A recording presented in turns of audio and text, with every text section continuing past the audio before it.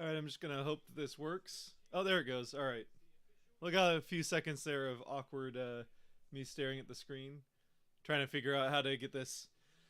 The preview wasn't working, so I wasn't sure if the stream would work. So eventually, I just figured, what the heck, we'll hit it live, and hopefully it works. And sure enough, it works. So anyway, here we go.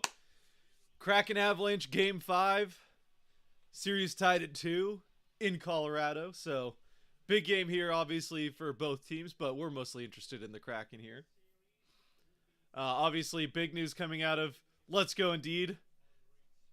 Obviously, the big news coming out of the fourth game being that Game 5 will not feature Jared McCann, who is, we already know for sure, out for this game, obviously, and probably out for longer with the concussion off the bad, to say the least, hit from Cale Makar that has him now suspended 1 game,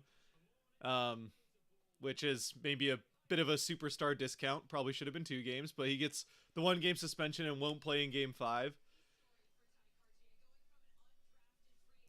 So, Kraken without McCann, Avalanche without Makar, and still no Nichushkin, I'm pretty sure.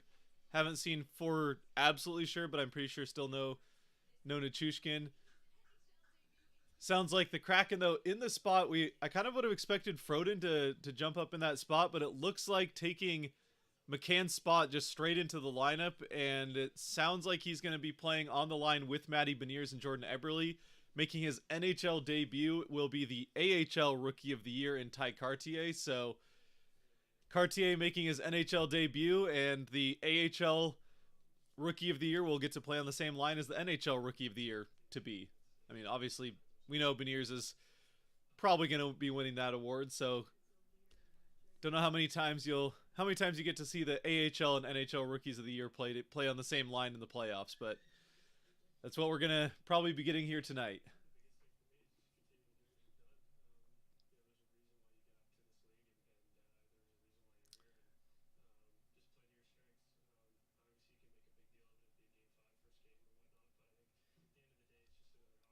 Not sure what most of that means, but FCM, FTM, FMT. Speaking of FMT, how are the Mariners doing? Let's see how the Mariners. They were up 5-4 in the 7th. No, the Phillies took the lead. Freaking Mariners bullpen. Oh, that bullpen is terrible. Whatever. We'll worry about the Mariners whenever the time comes to put a close on the Kraken season. Hopefully in we'll say mid to late June is hopefully when that'll be happening. But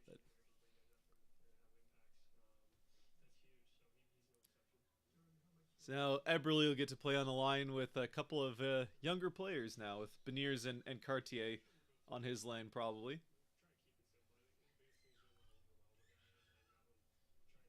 Big spot to be making your NHL debut for Ty Cartier. Game 5, Game 5 in a tied series, round 1 of the NHL playoffs to make your NHL debut. It's quite the way to come into the league, that's for sure. Oh geez, they could still win. Yeah, top of 9 for the Mariners. Down 6-5. They could still come back, but I guess again. Florida currently beating Boston 3-2 to try and stay alive themselves. Oh gosh, it's Pollock that's up too. All right. Well, we're just gonna leave that alone.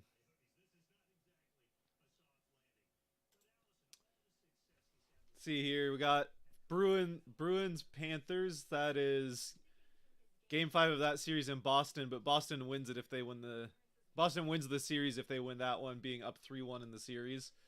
Currently 3-2. See, Panthers have goals from Duclair, Bennett, and Reinhart. Bruins goals from the Rat and Bergeron. So Florida trying to stay alive and get that series to Game 6. So far, so good for them with 12:27 left, the 3-2 lead.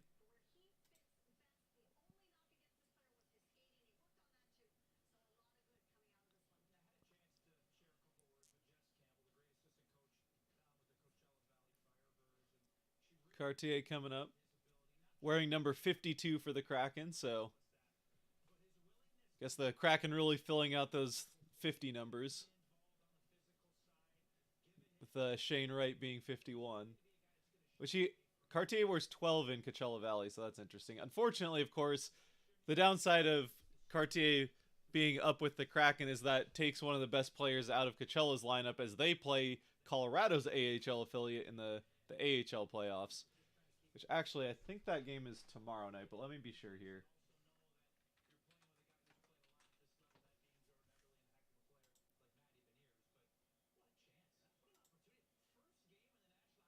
Let's make sure here. Games. Oh, it's actually happening right now.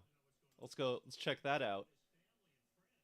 Game one of the Coachella Valley Firebirds versus the Colorado Eagles. Seattle's AHL team versus the Avalanche AHL team. Currently tied at 1.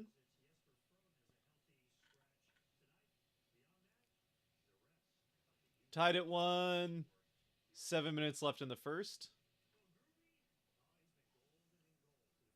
Who has the goals here?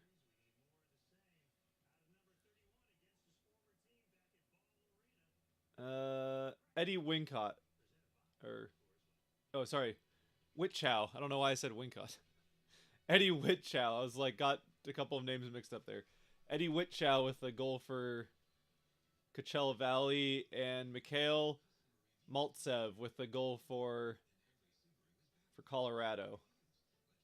But tied at 1 there in the AHL. So, yeah, unfortunately, Makar's hit on McCann cost the Kraken organization at the NHL and AHL level against Colorado teams in the playoff. So, there you go. Oh, Boston ties it at 3 off of a Taylor Hall goal. All right. Well, we're getting ready. We're main event still, getting ready for that. 6:30 is the advertised start time for Kraken Avalanche Game 5. We are now at 6:30, but as usual, it's going to be a few minutes late. Just the NHL way of doing things, not just in the playoffs, but in the regular season. 6:30 is like the start of the opening. I don't know if you want to call it opening ceremonies, really, but like the announcing the team on the ice and the national anthem or anthems sometimes. So, still a few minutes away. Also, there's the gonna be a little bit of delay. There's, as always, I say this every time, but for anyone that's new, there's like a 15-second delay with the stream between when I'm talking and when you guys actually hear it, and then there's however much of a delay between when things happen live or on cable and when they actually happen through the stream on Fubo, which is what I'm going through. And fingers crossed the Fubo stream sticks with us all the way through. Had some issues in the second and third period of Game 2, so hopefully we'll get all the way through Game 3 here without any issues. Or Game 3, Game 5. Third one in Colorado, third stream. But hopefully we'll get all the way through this one. Of course, the Kraken had the 2-0 lead when the problem started, and then Colorado immediately tied it as the problems were going, and then we tried to fix it in the third, and that's when Colorado scored the third one. So we're just going to hope for no issues, because that apparently is bad luck for the Kraken. I would not bet against the Bears. They are the only... It's got to be something else here.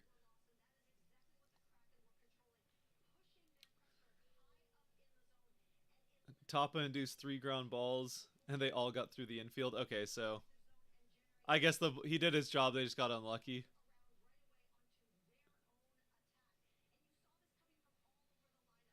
Guess who 2 of them went by? Yeah, tough start of the season for him. Not been a great pickup at second base so far, but the season is young for the Mariners. Hasn't been a hot start to the season, but the season is still young for them. Let's just see if that game is still even going. Sure, someone will say in the chat, but I just check here. Top of 9, 2 out, space is empty. Yeah, that's kind of what I expected. So we should be getting the start of the game up here pretty soon. My stream says it's live, so don't know what we're waiting for, but says it's all the way caught up as far as what Fubo has to offer anyway. So, your thoughts on Makar only getting one game? Is that the right decision with 3 games left possibly in the series? No, it should have been. I think it should have been 2 games, and I mean, obviously, I understand that Colorado fans are going to feel differently, but I feel fairly confident in saying that it should have been 2 games based on pretty much everybody that I've seen as far as like third party that don't have an interest in the Kraken or Avalanche all seem to agree that it should have been 2 games, and the only reason that it's 1 game is, well, a couple of reasons that it's 1 game is you never know what to expect with the NHL. They pretty much spin a wheel or roll the dice, whatever it is. It's a random number generator when it comes to handing out discipline for things. So in that way, 1 game, I guess, is better than nothing.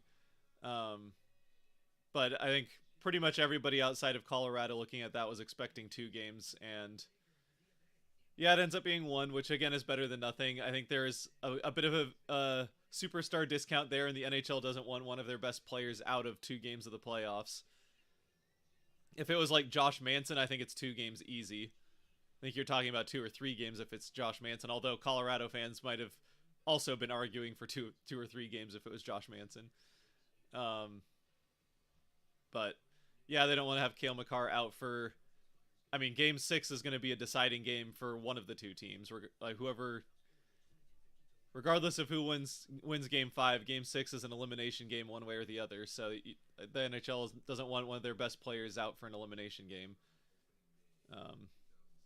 So should have been 2 games. I mean, obviously McCann's going to be missing probably more than 1 game. Yeah.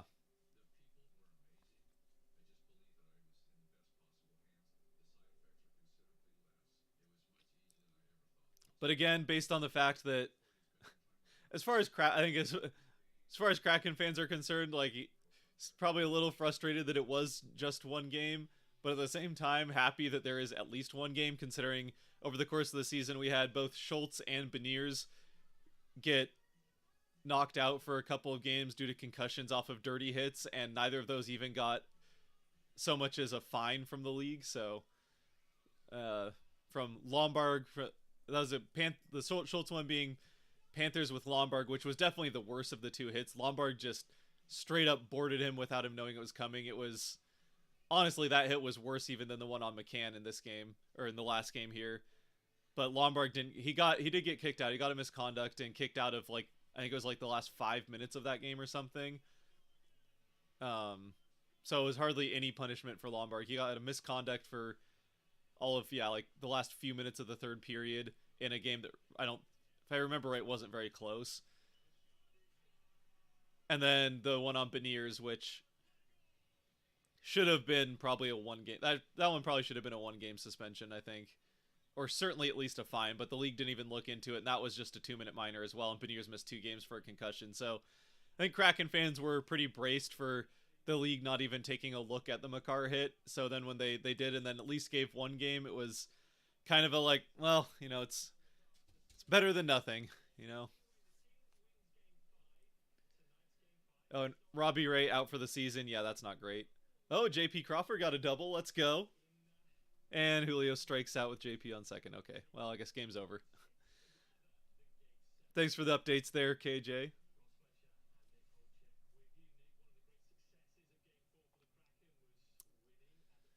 NHL, NFL share the wheel when it comes to suspensions. Yeah, the NFL also has issues with just all the way up to their biggest suspensions. It's just a total crapshoot. There's guys that get asthma. How many games was it? How many games did Deshaun Watson get? Was it 6 for Watson, or was that?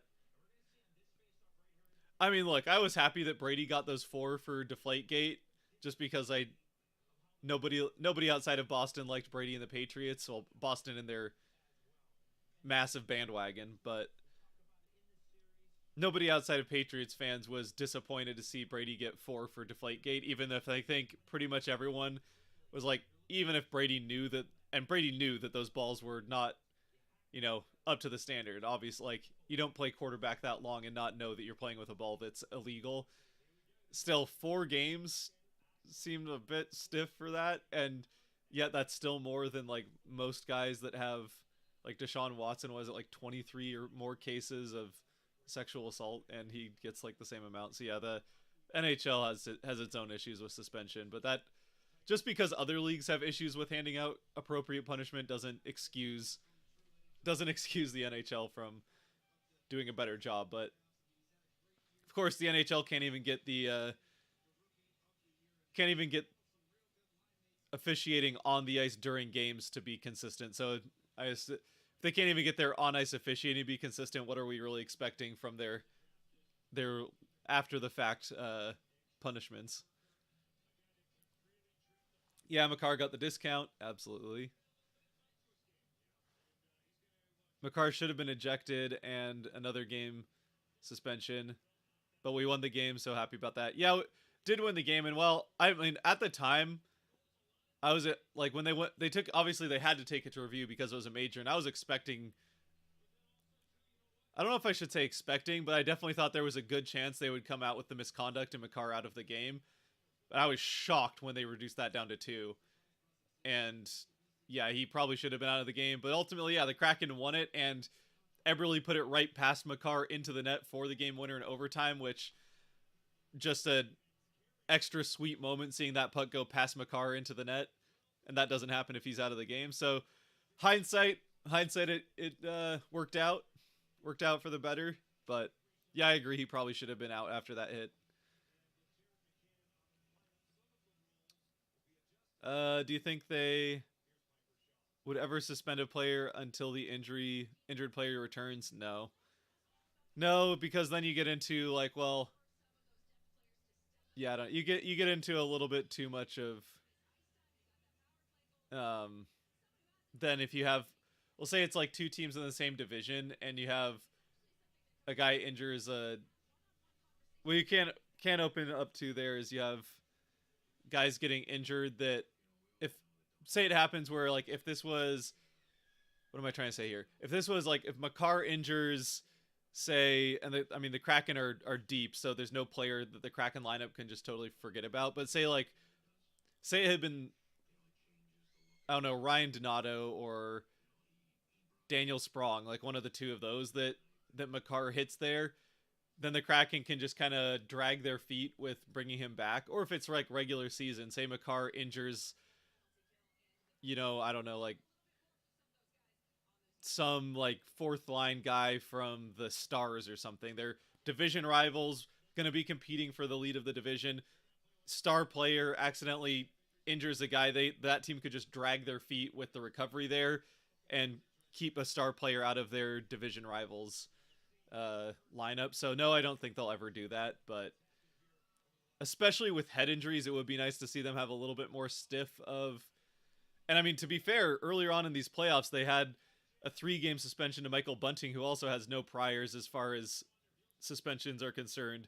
And that was a blow to the head, which that was a worse hit. I'm not trying to say that the Makar hit was as bad as that, because Makar does get McCann's shoulder to shoulder, high up on the shoulder, so it's still a high hit, and Bunting went straight to the head. So Bunting's hit was definitely worse and deserved 3, while Makar probably should have been 2. But again, that's like kind of the inconsistency. And then it was Pavelski got hit up high, or I think it was Pavelski got a hit in I think it was game 1 with the Wild, and there was nothing from that one. So it's, even in these playoffs, it's been all over the place.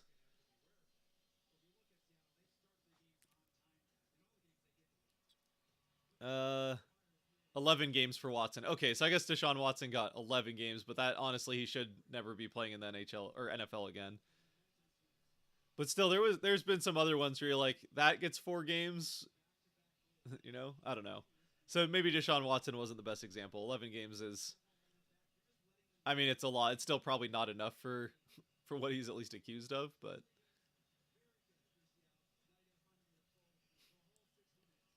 and there's definitely been cases of athletes getting, I mean, even in college, getting accused of things they didn't do just because someone wants a spotlight and it gets proven that way.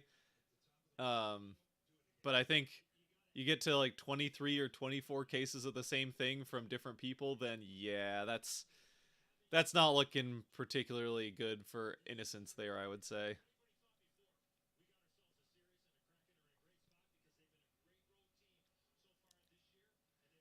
I might have been behind on the stream, possibly.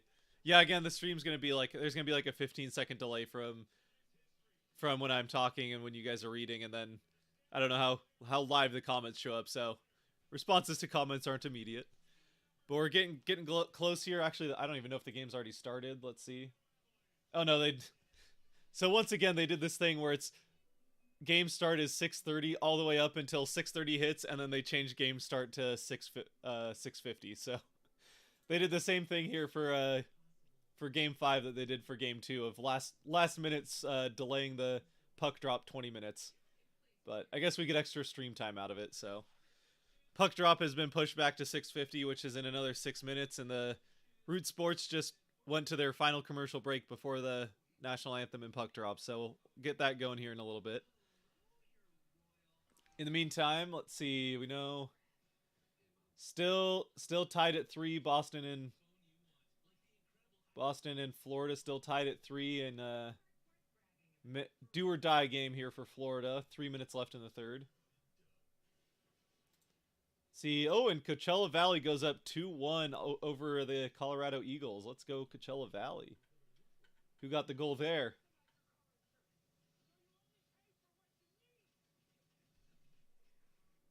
Jimmy Schultz. I think that's pronounced Schultz. I'll be honest, I don't know. But David Goyette, second round pick. Oh, power play goal too. See if we have any shots here for Shaner. Shane Wright doesn't have a shot on goal yet. That's all right. Cole Lind with 3 shots on goal. Cole Lind's had a very good season down there for Coachella Valley. But Firebirds leading Colorado. So hopefully the Kraken can emulate their AHL affiliate team. At least so far, anyway. I think that's towards the end of the first period of that game. Check again.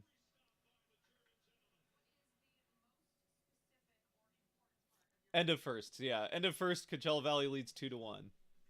End of first, Coachella Valley leads 2-1.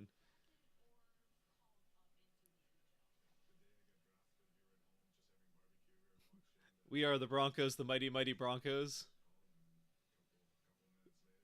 Again, appreciate the 5th overall pick.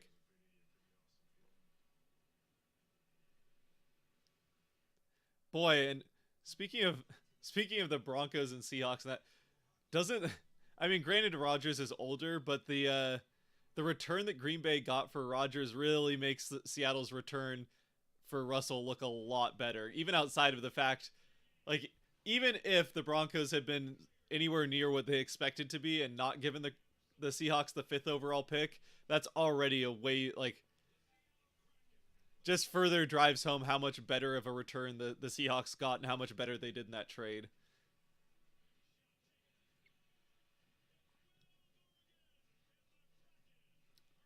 Well, good news is Makar is also out of this game. Yes, Makar is also out of the game.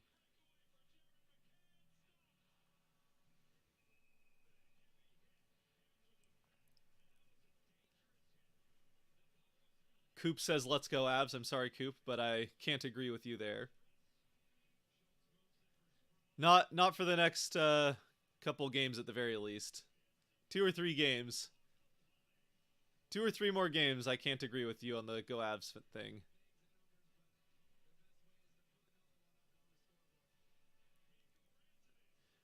Should the NHL go back to the 1 versus 16 format? I'm tired of seeing Toronto, Boston, Toronto, Tampa Bay. It's getting repetitive. Well, from the repetitive aspect, that's actually what the NHL wanted. They wanted to from the repetitive aspect, that's what the NHL wanted. They went to this divisional thing to try and create rivalries and manufacture rivalries by having division teams play each other in the playoffs, which is really where rivalries, are born. I mean, just look at Vegas and San Jose. The NHL wanted it to be Vegas and Arizona, the Battle of the Desert and all that. Uh, but it turns out it's Vegas, San Jose developed the rivalry because they have a couple of heated playoff series against each other. So I think the NHL is kind of getting what they want there, but and they never did one. They never did the 1-16. They did 1-8 because they still split up the two conferences. They still split up East West. Personally, I think the best way, because I still think there's, I don't know, I still like there being value on winning the division. So personally, what I would like to see, and I've said this before, is them going 1-8, but the first and second seed are the winners of the divisions in each conference, no matter what. So you have 1-8 in each conference, and then the winners of in the West, say it's West for example, the winners of the Pacific and Central are guaranteed seeds 1 and 2, depending on which one's better. And then you have basically 6 wild cards at that point, and then you go, seeded 1-8 from, or 1-6, whatever, 3-8, the rest of the way through the wild cards. I think that's what would be best because, again, you still get the meaning out of the division, winning the division, which I think is a good thing. And then you also, prevent just the constant same teams, and you prevent things like what happened with Toronto and Tampa Bay, where, I mean, honestly, by the start of 2023, January 1st, you knew that it was going to be Tampa-Toronto in round 1. So you prevent that, but I don't know if they'll ever do it. It does seem like there's a lot of pressure to go back to that, but Bettman's pretty set on not budging on it. Who knows, though? What Bettman says and what Bettman does are often two different things. Right now, I'm a little bit more worried about not wanting the NHL to like immediately expand to 33 and 34 teams. National anthem, so we're getting close here to puck drop for Kraken Avalanche Game 5. And the NHL debut of AHL Rookie of the Year, Ty Cartier, playing on a line with the soon-to-be NHL Rookie of the Year, Matty Beniers.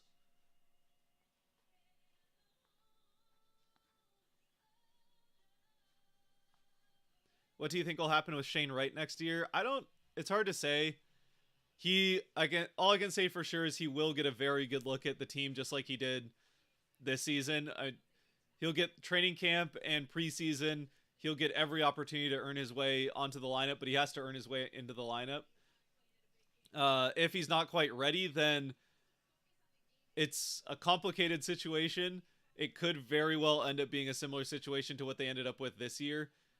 He's still, because he had the exceptional status to start his CHL career, he's still young enough that he is a CHL player by age. And the only reason he's playing with Coachella Valley right now is because his team in the CHL got knocked out. So he's still young enough to play in the CHL, but his first season was 4 years ago, which then would have him out. But in those 4 years, the OHL didn't play one of the seasons because of COVID. And here we go. Puck is dropped, and we have started Game 5. Kraken win the faceoff back. Chipped into the offensive end. Yanni Gourde will go after it as the Gourde line is once again back out there to start the game. So the Gourde line, and I don't know who's this. I think Eller's the center of that line. So the Avs, knowing that the Kraken will put Gourde out there, are not putting their top line out, because they do not want the McKinnon line against. They don't want the McKinnon line against the Gourde line. The Avs into the Kraken end. But yeah, to go into the Shane Wright thing a little bit more, it's complicated because it depends. And Shane Wright is a completely unique situation to this. He is the only player who has ever or will ever have to deal with this, where he's been in the OHL. His first OHL season was 4 years ago, so he's kind of veteraned his way out of the OHL in that way, because that's the rule, is 4 years you can leave. But he's only played in 3 seasons because the OHL didn't play during the COVID year. The year of shot. Oh, off the post. Now it's Rodriguez, does not get it through to, he spins back, save Grubauer. Frozen by Grubauer. Woo!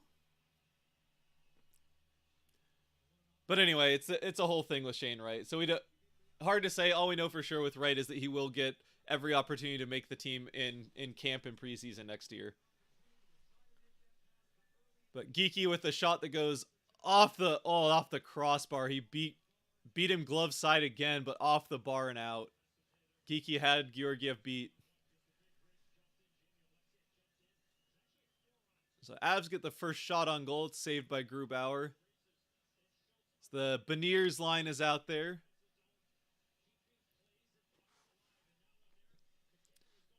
There's Ty Cartier, his first NHL minutes. Number 52. Getting his NHL debut. And they're trying to figure out how they want this set up. Now they're sending Cartier over to the far side.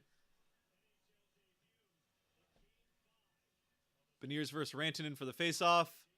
Rantanen wins it. Shot deflected out. Goes around the outside. First touch for Cartier. Gets it back to Alexia. Or, sorry, that was Susie. Eberle up to Cartier, who's going to chase it in. Cartier lays a hit there. Beniers down in the corner, gets back up. Eberle will go after it, but Bowen Byram gets to it first. And he'll get it out. Schultz with it to Beniers. Beniers circles back with it. As Cartier will go off for the change. Turned over in the neutral zone.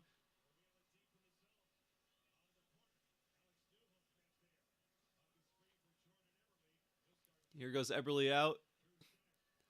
He'll throw it up for Tanev. Goes in with 3 guys around him. Does Tanev? Oh, he got it out from those 3, but then Newhook's the 4th one in and he gets it. As Cogliano and O'Connor take each other out. But they had the puck, so it doesn't cost them. On net, and Georgiev will freeze it, so we have a face-off in the Avalanche end of the ice.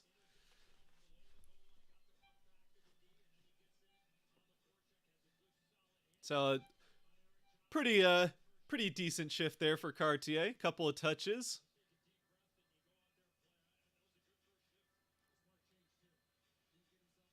Go rookies, yeah.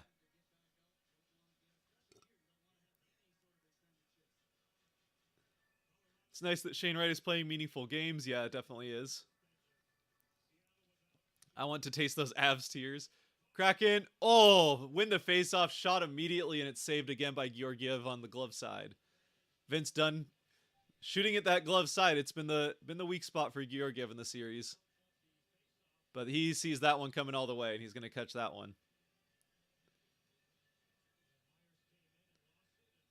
Do you like the 2-3-2 or the 2-2-1-1-1?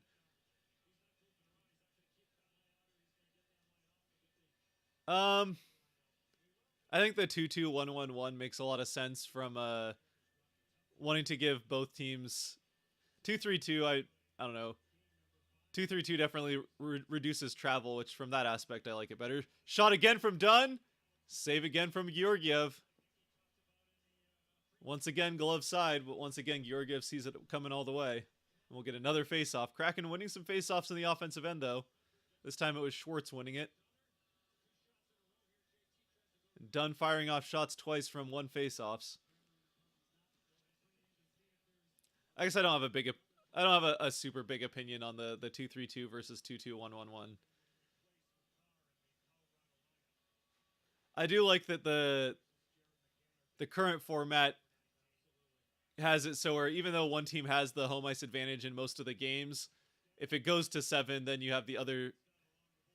If the road team of the series can force it to 7, then they get the benefit of home ice in Game 7, which evens that out a little bit, which is kind of nice.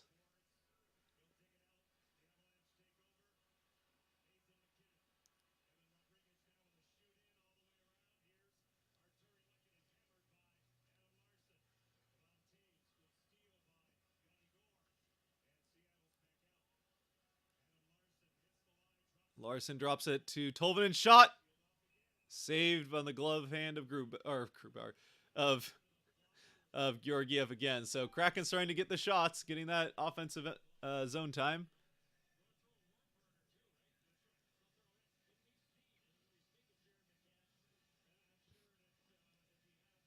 Best of luck, Kraken.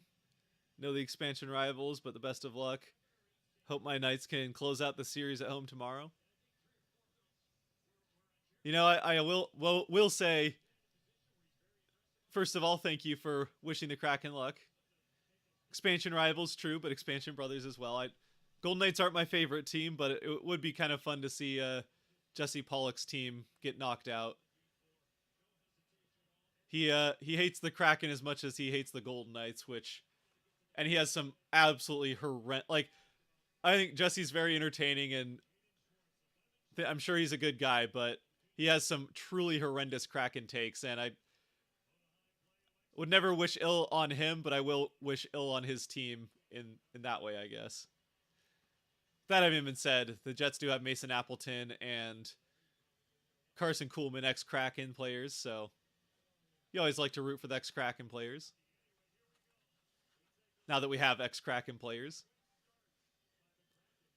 Although, again, as far as cheering for Vegas in that series, does guarantee that since the Kraken have the Jets' second-round pick, it guarantees that pick will be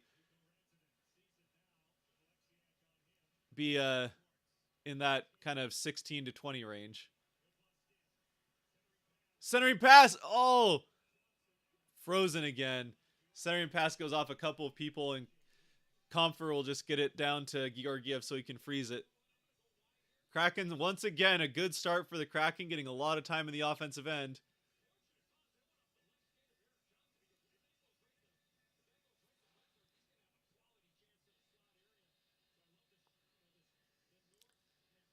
The only source I can find is Altitude Sports. Oh no.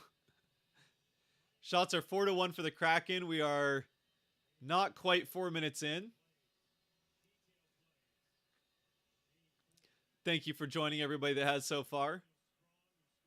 Avs win the faceoff back, and they will get it out, but no, it'll go on net, so Grubauer now frees it at the other end, and we'll get a faceoff in the Kraken end. Sorry, shots 5-1 for the Kraken.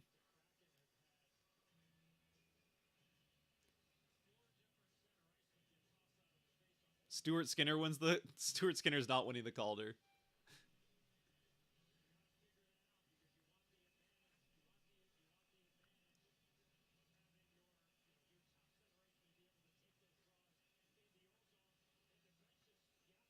So let's see, who do we got out here? It looks like fourth line, so that's Donato. Avs win the faceoff. Donato taking that faceoff for the Kraken. Down behind the net. Rantanen gets to it first. This is fourth line versus first line, so not a great matchup for the second line, I guess. Tanev can't quite reach it, so the Avs get to it. Oh, no, it is first line. They're going McKinnon and Rantanen on the same line. McKinnon puts it wide of the net. And it'll come all the way out to Girard. Comfer down to McKinnon. McKinnon skating through the middle. And he is forced to shove it out by Brandon Tanev.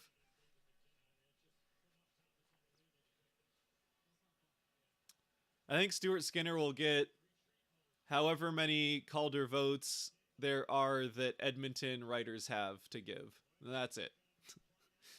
The only people that believe Skinner's going to win the Calder are in Edmonton.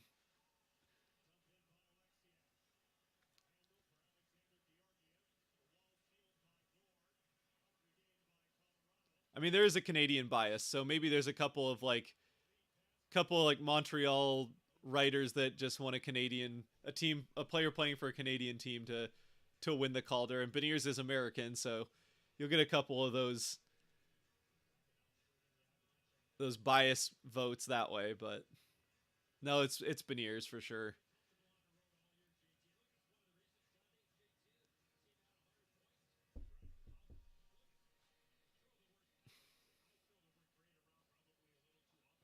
Not sure why my ESPN broadcast is so out of sync with yours.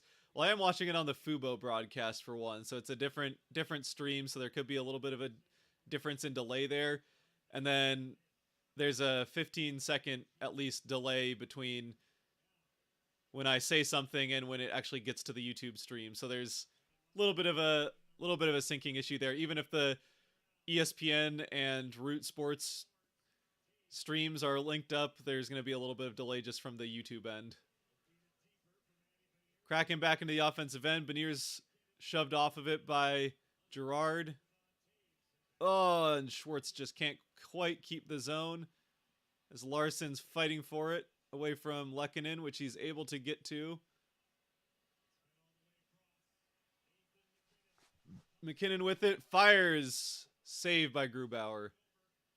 Well outside, an easy save for Grubauer to make there, even from a McKinnon shot. Drop by Bowen Byram to McKinnon. He pulls up, fires, deflects out of play. And we have also made it a full 3 seconds after the puck is deflected out of play and there are no hits being laid into the boards.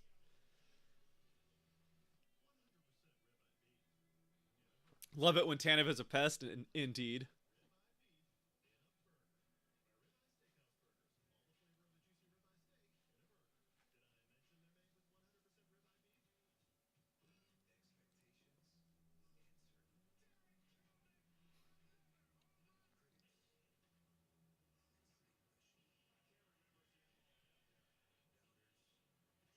Oh, we got a Jared Kelenic commercial. Boy, Kelenic is having a heck of a start to the season. Finally doing what we all... I mean, remember at one point, Kelenic was a more highly touted prospect than Julio, and look, I think Julio's still the better player, but so far this season, Kelenic's been better than Julio, and it's not particularly close. That having been said, Julio was the no doubt rookie of the year last year in the AL, so not saying that Kelenic's better than Julio, but just so far this season. Been a pretty crazy start to the season for Jared.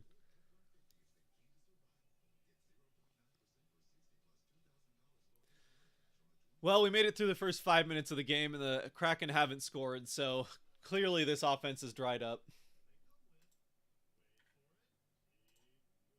Still, the Kraken do have the advantage when it comes to shots on goal.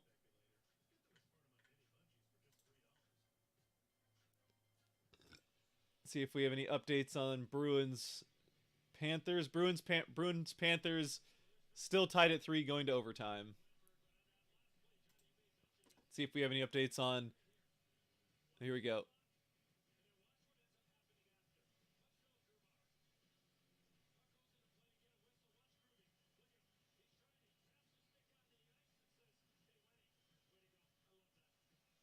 Oh, there you go. Grubauer giving Weberg a thank you for blocking the shot.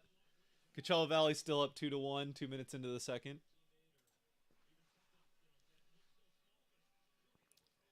Kraken win the face-off in their end of the ice, which is good to see. It's been an issue. They will dump it in and go chasing after it. Taves gets to it first, down to Byram. Byram will try to get it up to Rantanen, and he will. Rantanen tries to get it up to McKinnon, cannot. And now the Kraken have it with the turnover. They'll start the breakout the other way. Chipped in. And they will get changes on either sides. Shots are 5-2 in favor of Seattle. At least the ones on goal anyway.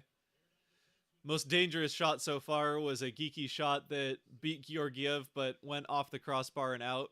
And that one does not count as a shot on goal.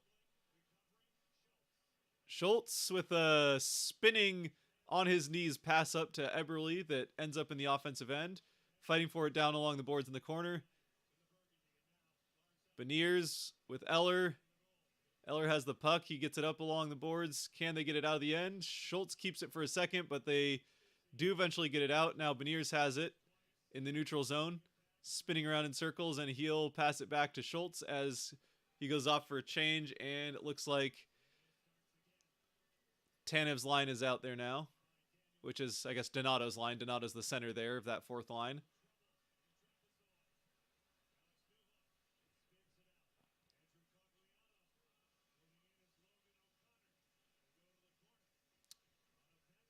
It's like the O'Connor Cogliano line.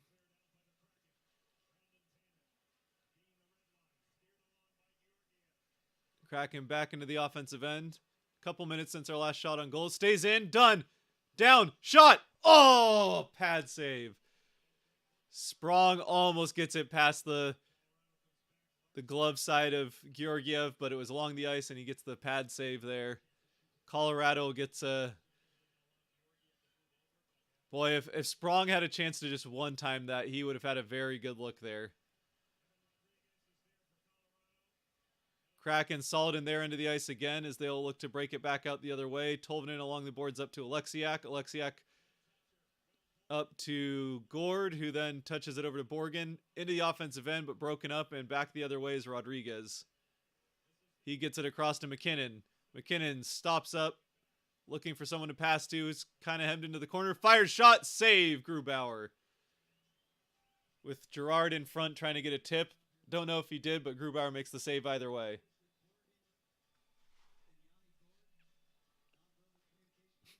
Kellenic basically said, "I ain't right back though." True. Kellenic took him a little bit to get going, but he's breaking out.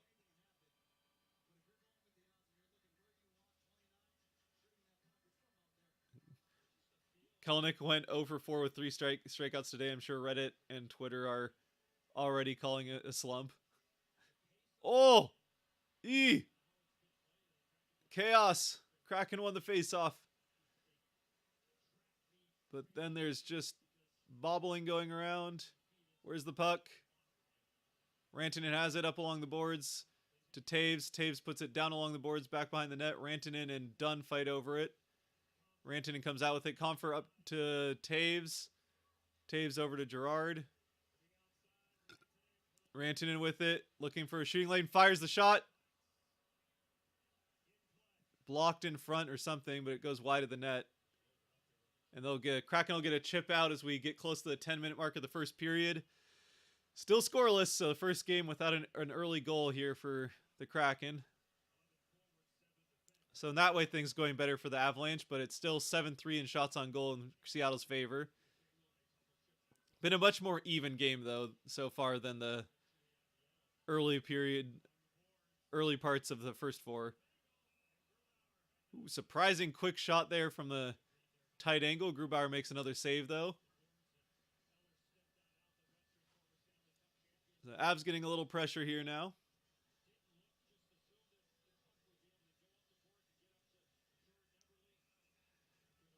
Face off in the Kraken end. Exactly halfway through the first.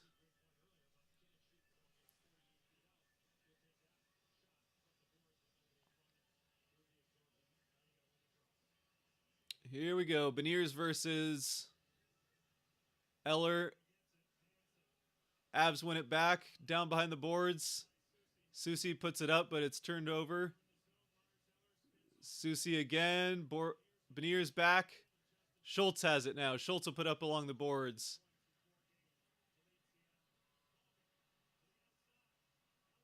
Out in front. Beniers. Oh, Beniers cleared it out. What a play by Beniers there. Huge from Matty Beniers. As he chases it all the way down behind the Avalanche net.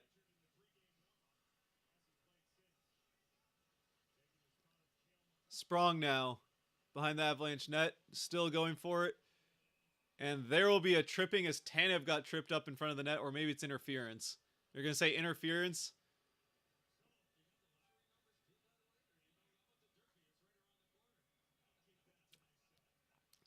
Need 1 goal this period to save my parlay.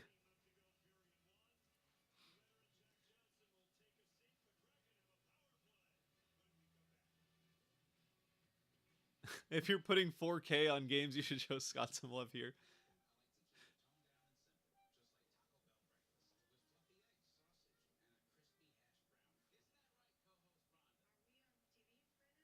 $3Ks. Strikeouts. I think that was strikeouts for Kellenic. I don't think we're betting 3,000 on games. Not yet, anyway. Kellenic strikeouts.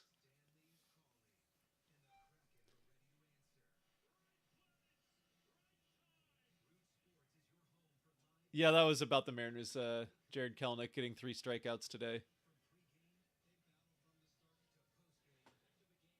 Alrighty.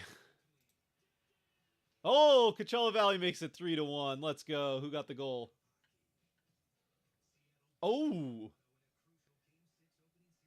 Eddie Whitchow with his second goal of the game from Cole Lind and Max McCormick. So 3-1 Coachella Valley over Colorado Eagles in the second period there in the AHL playoffs, round 2. So Coachella so far so good without Ty Cartier, their rookie of the year. Still no goal in overtime between the Bruins and Panthers. At least not as far as the ESPN score thing has. Yep.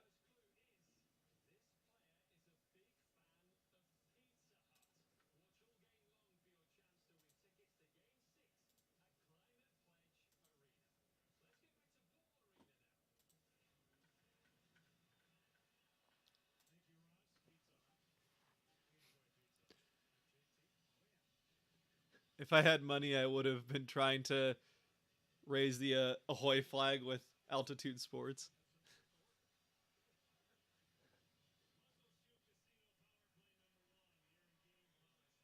Fair enough. Yeah, I don't think anybody would be watching Altitude Sports unless you absolutely had to because you're in Denver or don't have another choice. Kraken at the power play.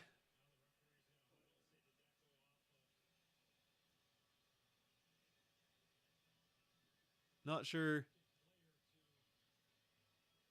Not sure what the whistle is here.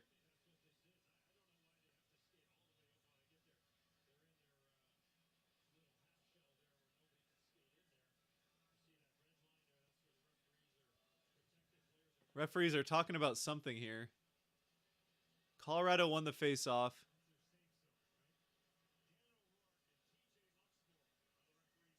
And then the puck goes down the ice. I don't... Oh, okay. They're saying that it went out of play into the bench and then came out, so the face-off comes back down instead of... Okay. Well, we get another face-off, and the Kraken win this one, so it works out for the Seattle. Sprong shot! Oh, off the side.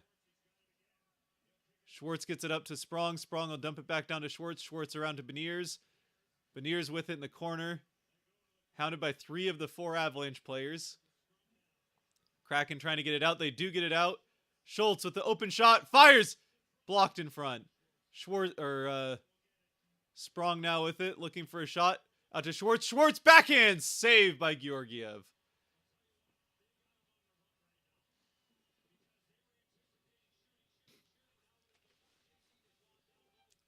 Good job by Schwartz to get that out of the corner there. And then Schwartz is just trying to screen and end up going off of either him or the defender that pushed him out of the way. But then he skates in and puts the backhand. He just put it right into the chest of Georgiev, unfortunately. Still 124 left on the Kraken power play here. Back half of the first period.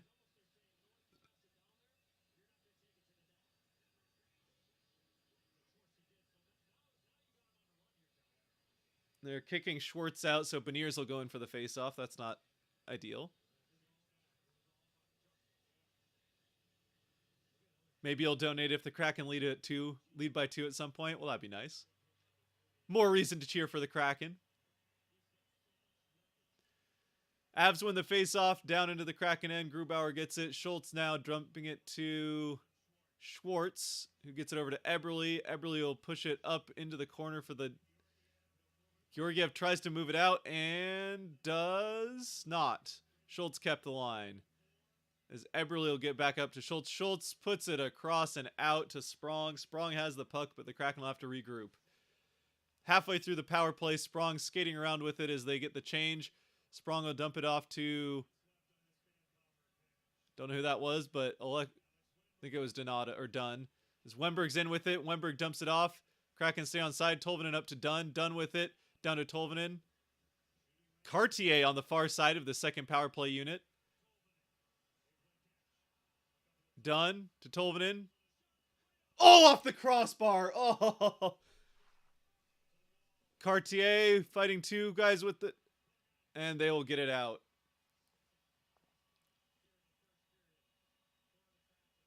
Kraken have put 2 off of the plumbing behind Georgiev, and that will do it for the power play. As Dunn regroups, 4 seconds left on the power play. The Kraken will just look to get into the offensive end with possession here. They do that. As Gord is out there with the 4th line in Sprong's spot, since Sprong was just on the power play. Larson dumps it in, it goes out of play. So Kraken do get a couple of shots on that power play and then put one off of a post. Here it is. Oh, off of the near post, right up by the corner. I don't know how much more space he had there, but it goes clean off of that near post. Panthers force game 6. All right. More hockey is always good.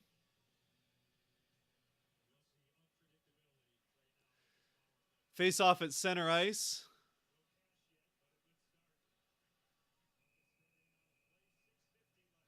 And the puck goes out of play again, so we'll get another face off probably right outside the Kraken end. This game seems a bit less chippy. Yeah, it doesn't, not a lot of the, oh, just off the inside of that post. It stayed out. That was close.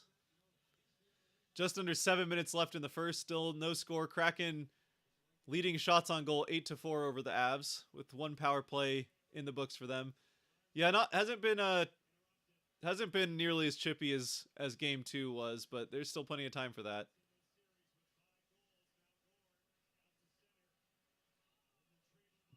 Tolvanen in. Tolvanen pulls up, tries to get the shot off, but it's defended well by, I think that was Gerard. Shot!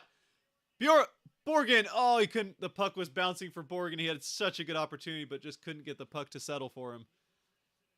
Rantanen in with that first line all the way across to McKinnon. McKinnon dumps it, fires, shot. Gerard saved by or I think it was blocked out in front maybe.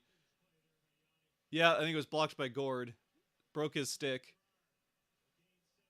He goes off to get a new stick and probably get a change in general. Yep. Second line out there now. Geeky's going to go all the way across.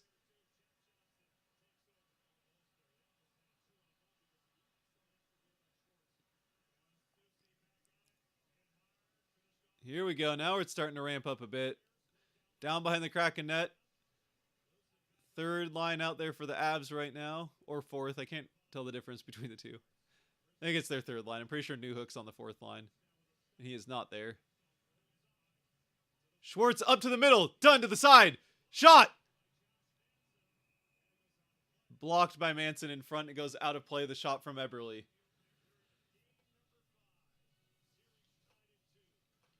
It's been a much more even first period than we've seen in the first 4 games, where the Kraken really have dominated the first period. And they have been the better team here in the first period, but it's been much closer. Avs have definitely had their chances. Kraken putting 2 off the plumbing behind Georgiev already. One from, I think it was Geeky early on, and then Tolvanen put one off of the inside of the post, the blocker side on the power play. Yeah, hasn't ramped up too much. Hasn't really picked up where we left off as far as the physicality in this game. In fact, actually, let's see if we can... Oh, yep, Panthers win it on a goal from Matthew Tkachuk, it looks like. Of course, Matthew Tkachuk has to come through there.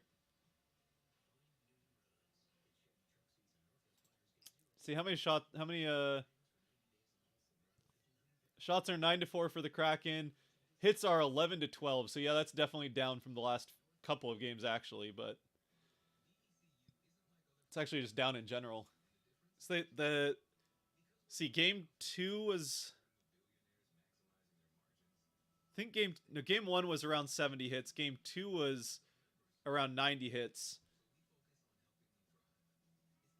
I actually don't remember what the total for game 3 was, but I know the Kraken set their franchise record with 52 hits in game 4. Most hits in a single game, so. And granted, there's a lot of subjectivity that goes into the hit stat, so it's not the most perfect stat in the world, but it's, when it comes to the physical aspect, it's the only hard stat that we have, even if it is somewhat subjective from arena to arena and official scorer to official scorer.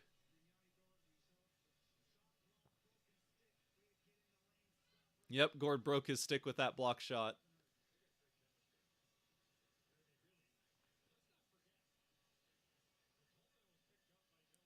Great live so far. You think Vegas can go all the way? I think they can. I don't think they're going to. It just, I mean, you can never count them out. It just feels like there's too many questions with goaltending for them. And to be honest, I'm not a huge believer in the Jets. And even though they have a 3-1 lead in that series, the Jets have really stayed in it. Cartier to Beniers to Eberle. Eberle fires. Saved by Georgiev. Stays up for Borgen. Borgen will put it back down for Eberle. Gets cut off before it gets to Cartier behind the net. And the Avs will get it back out the other way. Bowen Byram through the middle. Shot blocked out in front from O'Connor. Gerard way up by the point. O'Connor's shot saved by Grubauer. Grubauer gives a little shove there to Comfer out in front of the net.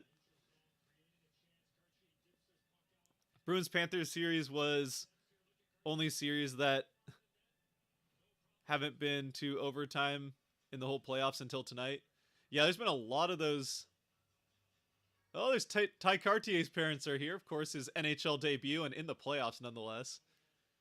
Wearing the Firebirds hat. His mom wearing the Firebirds hat. Firebirds doing pretty well without one of their best players in Cartier, thanks to having to call him up from the McCann injury.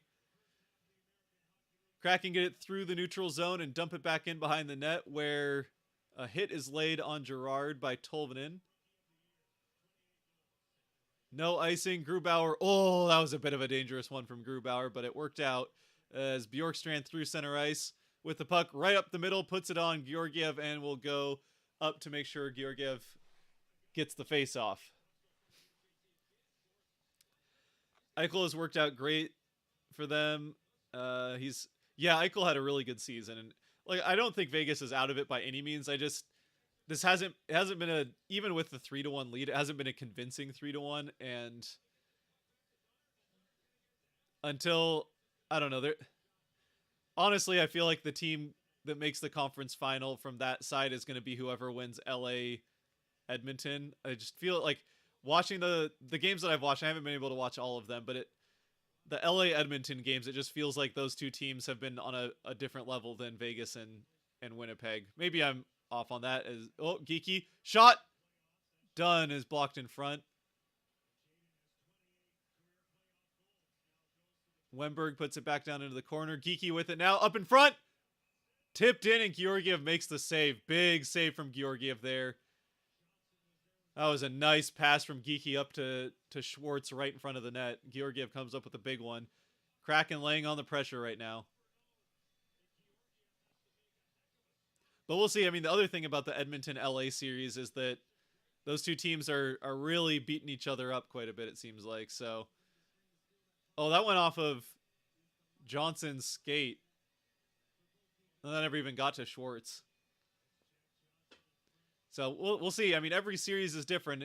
What a team does in the first round isn't always an indicator of what they'll do in the second round. Shot in, looking for a tip in front from Sprong, isn't there for Schultz. Floats in, and Grubauer will catch it and hold on to it. So we'll get a face-off in the Kraken end with 3:46 left in the first. Kraken shots on goal leading 12-6 now, with that floater counting as a shot on goal. Australian Kraken fan here. How much would a ticket to this game cost for an okay seat? This one's in Colorado. I don't know what the prices have been like in Colorado. In Seattle, they've been pretty expensive. I haven't actually seen. I know it's in the hundreds for like the upper deck. Oh, here we go. Schultz shot saved. Schultz in on a bit of a partial break there down the side. Or Schwartz, sorry, not Schultz. I'd always mix the two of them up. And by mix them up, I mean I just like say the wrong name because they both start with SCH. Here we go. Up to Alexiak. Fires on. Blocked out in front. As Rantanen will get it out. And that's got to be a trip, right? Nope. No call. I mean, he was going for the puck, but a little surprised. Yeah, I think that probably should have been a trip on Borgen, but the refs do not call it. Borgen was going to play the puck, so there's like I think there's room for interpretation there, but that probably should have been a call. I will not deny that. Seattle having a huge first period. Yeah, again, Kraken the better team in this first period, but they don't get the early goal this time. We got the ref you suck chance coming out. Bjorkstrand in, fires! Shoulder save from Georgiev. Bjorkstrand tried to put it through the little window on the near side. Schultz, shot! Out in front! Oh, and chipped out by the Avs as they get the rebound. Here we go, back in.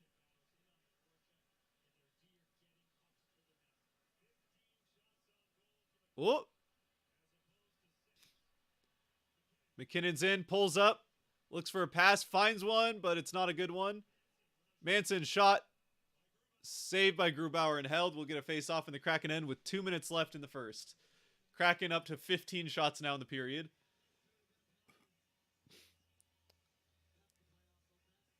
Yeah, I think that probably gets called in the regular season, but it's definitely borderline enough where that's definitely one that you're not going to get that called in the second period and onward.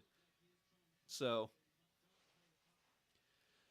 I don't know. I mean, one of those where it's the playoffs, so it's not an obvious enough one where it's guaranteed to get called in the playoffs by any means. It probably does get called in the regular season. Still, I wouldn't have been surprised necessarily if that had been a call on Borgen there. Tanev up with Eberle and Beniers for a shift here. I feel like Cartier's played pretty well so far, but he's getting a shift off here with Tanev up the other two. Nice play from Tanev. Drops to Beniers. Beniers circles up. Oh, and Larson's shot is blocked. Beniers, and he has his shot blocked as coming on is Schwartz. Schwartz will dump it back.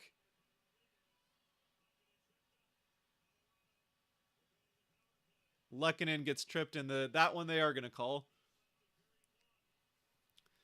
Colorado will get the power play here. They got the odd man right now, though. So Kraken have to touch the puck. You definitely want to touch the puck before the end of the period, that's for sure. And the Kraken will get the puck touched with just under a minute left as the Avs go to the power play, tripping on Schwartz. And if the Kraken kill off this first minute, it will bleed over into the start of the second. Let's see this again, because it seemed like Rantanen kind of was going down on his own.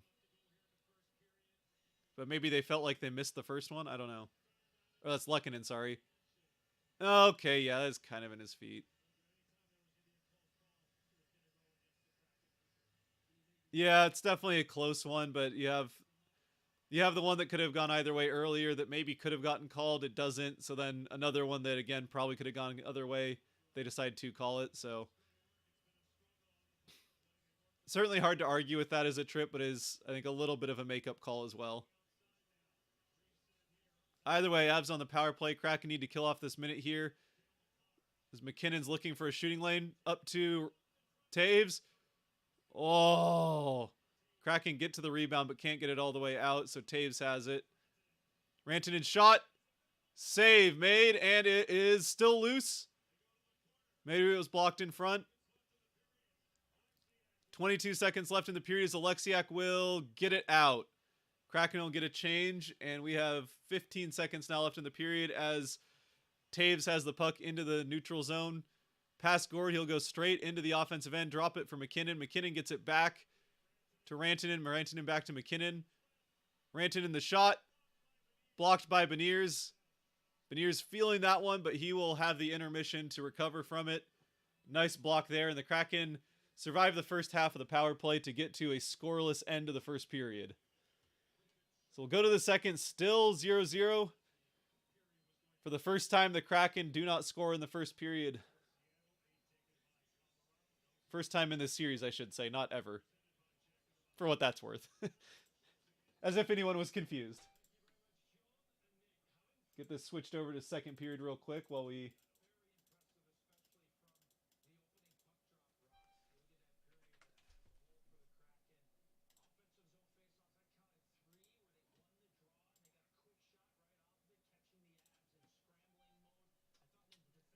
Trying to get this streaming games.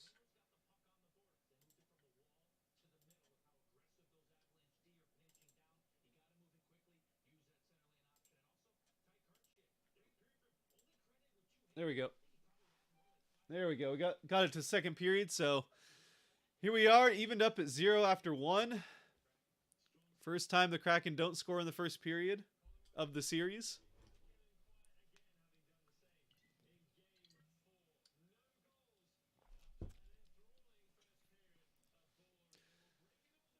But even if the Kraken didn't score, they did get the better of the chances.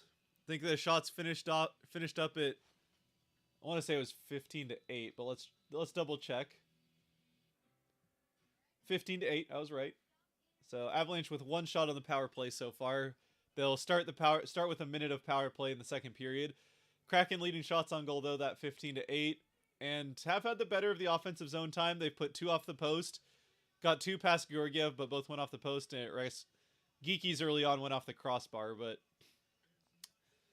Georgiev has had the help of his plumbing behind him. So, hi Scott, let's go Kraken. Welcome in, Riley. Good to see you.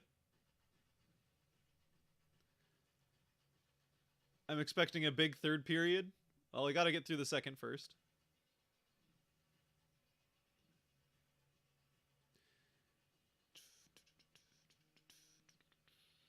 Let's go Kraken. I like it. Let's go Kraken. Absolutely.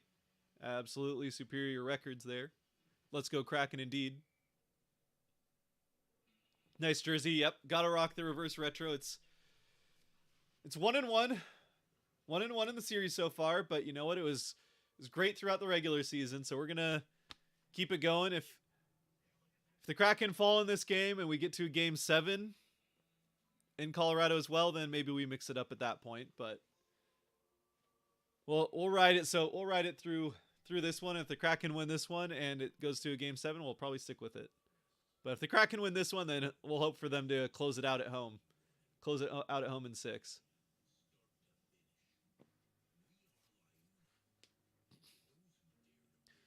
Fans seem a lot quieter. Yeah, there hasn't. I mean, the Avs haven't really had much going for them in this period. They've had a couple of stays in the offensive end. A couple of those where McKinnon. I mean, you can tell anytime McKinnon has the puck in the offensive end, it starts to get louder there, for sure. And they were definitely loud towards the end after the missed. You could definitely call it. I mean, any of the fans there in that arena would tell you it was a missed trip on McKinnon, but they got going after the makeup call on the trip on Schwartz that has the Avs on the power play right now.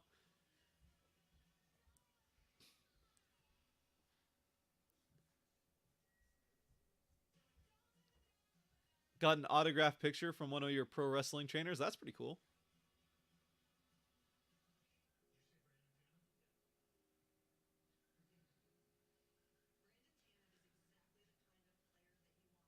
Close it out, close it out. Nice, it'd be nice to see them close it out, but they gotta get the lead before we can close it out. Let's see how Coachella Valley. Oh, Coachella Valley puts up another one. It's 4-1 Coachella Valley. Minute left in the second period. They're playing Colorado's AHL affiliate, so both of these organizations just facing off in the playoffs here. Coachella Valley playing the Colorado Eagles in round 2 of that AHL playoff, the Calder Cup playoffs, which is different than the Calder Trophy that Matty Beniers is going to win here pretty soon, probably. And who got the fourth one? Max McCormick gets the fourth one from Riker Evans and Matt Tennyson.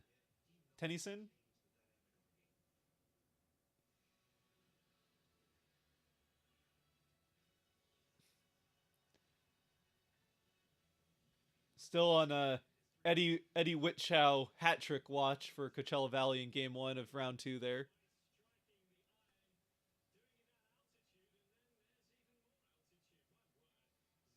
What is happening here? Some lady is climbing a pole in the Avalanche Arena. It's interesting. Doing it without a harness. That was a pretty tall pole there she was climbing. Suppose you do what you do and entertain the crowd in the intermission.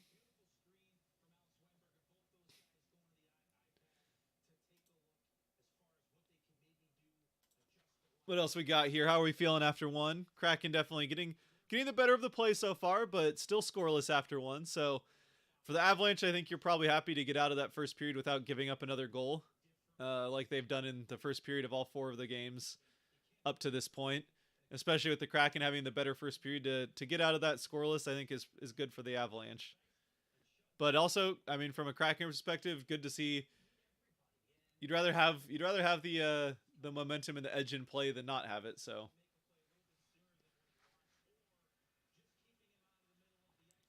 back-to-back champs. Let's go Avs. No. No. Look, if the Avs make it past the Kraken and they don't do too many more Cale Makar-like things, then I'll probably be still cheering for the Avs the rest of the way. But we're hoping that doesn't happen. We're hoping the Avs will get a little bit more of an off season after having a long playoff run last year. Just get a little bit more time to rest, and if it isn't going to be the Kraken, maybe it'll be the Avs next year.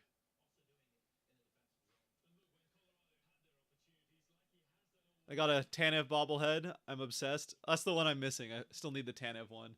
Got the other 4 back here. Got the trying to do this Larson, and then Beniers, then Gord, and of course Eberle, who featured in our last R&R. Still need to find a way to pick up the Tanev one though. It is a pretty cool bobblehead. That's the one I wasn't able to get. A lady is climbing a pole. Nothing new. Guess I don't know much about the intermission entertainment that happens in Ball Arena there. Lol, the Avs will not lose to the Kraken. They already have twice in the postseason. They've, as far if regular season and postseason this year, the Kraken have won 4 of 7 games, and the one that they lost was in the shootout. So, like, not really even they didn't even lose a game while playing hockey. They lost a skills competition, which makes sense because they don't have Nathan MacKinnon.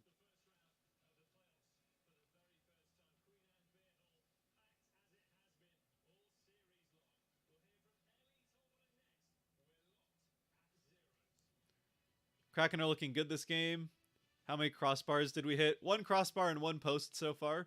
Geeky straight up beat Georgiev glove side early on, but it went off the crossbar and stayed out. And then on the power play, the Kraken had Tolvanen put it off the near post and stayed out. He didn't have a ton of extra space there, so I'm not sure if he had put that if it would have gone off Georgiev if he had put that any closer, but he might have had a little window. But they have hit the plumbing twice now, the piping there. The world, including Colorado, has underestimated the Kraken. They could lose. Indeed. If the Kraken weren't going to beat... If there was no chance the Kraken were going to beat Colorado, then this series would already be over. So, Kraken have already shown they can beat Colorado, and the series is even right now with the Kraken having the edge in Game 5 so far. Not on the scoreboard, though. Not yet. We'll see. Yeah, we'll see is right. Like, I'm not saying the Kraken are going to win the series either by any means. I'm just saying it's a hard fought series both ways for sure. What's up? What's up, Phoenix? Phoenix Suns. Oh, what's up, Phoenix Suns? Are the Phoenix Suns in the playoffs? I haven't followed the NBA playoffs at all. All I know about the NBA playoffs is that the Sacramento Kings finally made it to the postseason, which I have to say is a fan of the Mariners and having gone through a depressing playoff drought, it's good for the fans of Sacramento to see that their team finally made it in, especially considering even with that being a much shorter drought than the one for the Mariners, it was I would say definitely more embarrassing one considering how incredibly easy it is to make the playoffs in the NBA. Especially now that they have the play-ins.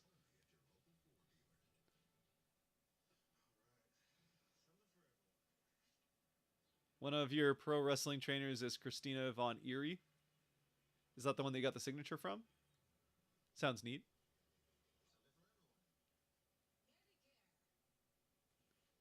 There's one thing to do, and that's to see. There's one. That's why we're all here, right? We're here to see what happens. We're all here to see what happens in the series. There's not much. I just subscribed. Oh, appreciate it. Yes, they made it to the second round. Oh, good for the Suns. It was fun to see that. Who was the series? The Suns and was that Suns Bucks? I think it was Suns Bucks. That was. You know what? Anytime there's a series, like, if it isn't going to be a team that I'm directly cheering for, I always hope that it's a series between two, like, underdog franchises, or, like, even if it isn't, like, they still have good teams. Like, the Suns have a good team, but I always hope for, like, a team that hasn't won it before, or something like that. Unless it's, like, unless it's a rival of a team I cheer for, then I'm always going for the underdog, so... That series was fun, even though I know the Suns didn't end up winning that one, but it's good to see a series that wasn't just like the same teams over and over again, just like not the Lakers and not Golden State versus LeBron for year 10 in a row or whatever.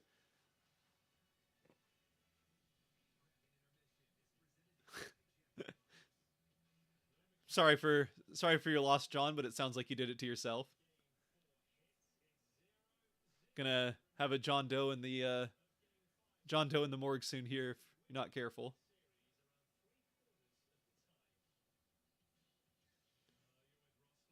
Nothing much. Suns made it to the playoffs in round 2 versus Clippers. Oh. Clippers, Suns first round, and now Suns Nuggets. Okay. Suns versus the Nuggets. So you and I are both cheering against Colorado teams right now then. All right.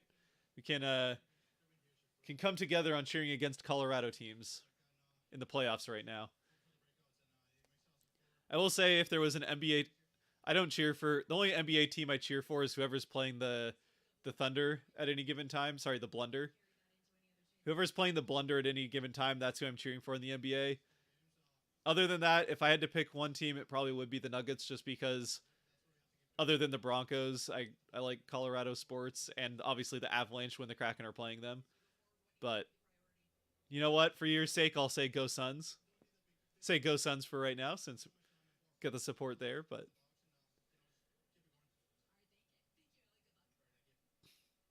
plus the Suns have what? It's like purple and orange as their colors. Gotta love those unique color schemes. Purple and boo Colorado. And didn't the Nuggets like make their logo all boring this last? Maybe I'm off on that. Maybe it was someone else. Oh, that was the Jazz. That was the Jazz that like made their branding really boring this offseason. Of course, with basketball, they have so many jerseys and stuff. It's like watching the MLS. You never actually know which team is out there because they're always wearing different colors. At least that's how it seems as someone that doesn't watch very much, because I'm not going to give the NBA any attention until they bring a team back to Seattle where it belongs.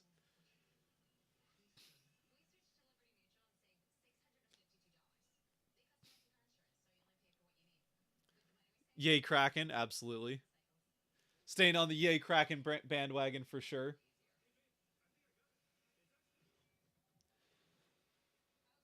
Still at first intermission here, waiting for the second to get started. Kraken and Avalanche tied up with a scoreless first period for the first time in the series. Cleveland here. God bless. God bless Cleveland.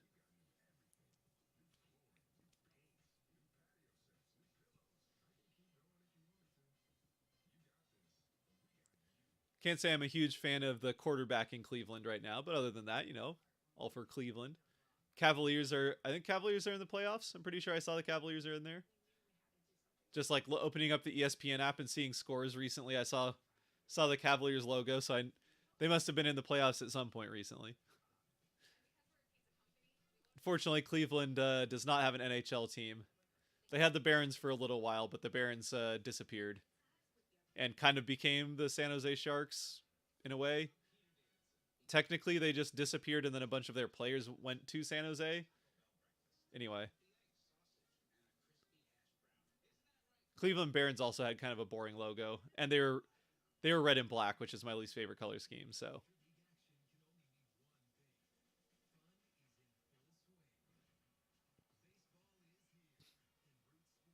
the Cleveland team lost today in the and got eliminated from the playoffs. Oh, that's too bad. Sorry for Cleveland fans then. Who will score? I say Sprong scores or Bjorkstrand. He's shooting. Yeah, Bjorkstrand's actually been playing. Bjorkstrand had a pretty good first period. If I had to pick one guy, I would say Ty Cartier, just because that'd be so much fun to have the NHL score a playoff goal in your NHL debut. That'd be pretty awesome. So if I had to pick one, I'd say Ty Cartier just for the fun of it. But he's maybe one of the less likely options. Although he has been on a line with Beniers and Eberle, other than the last shift they had Tanev out there.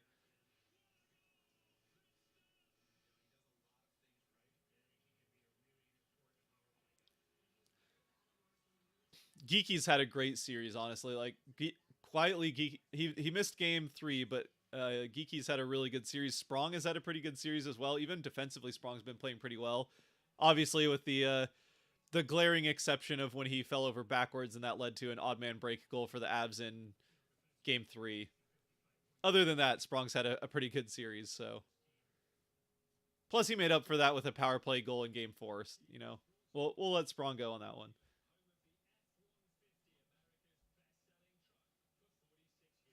Yeah, go Ty.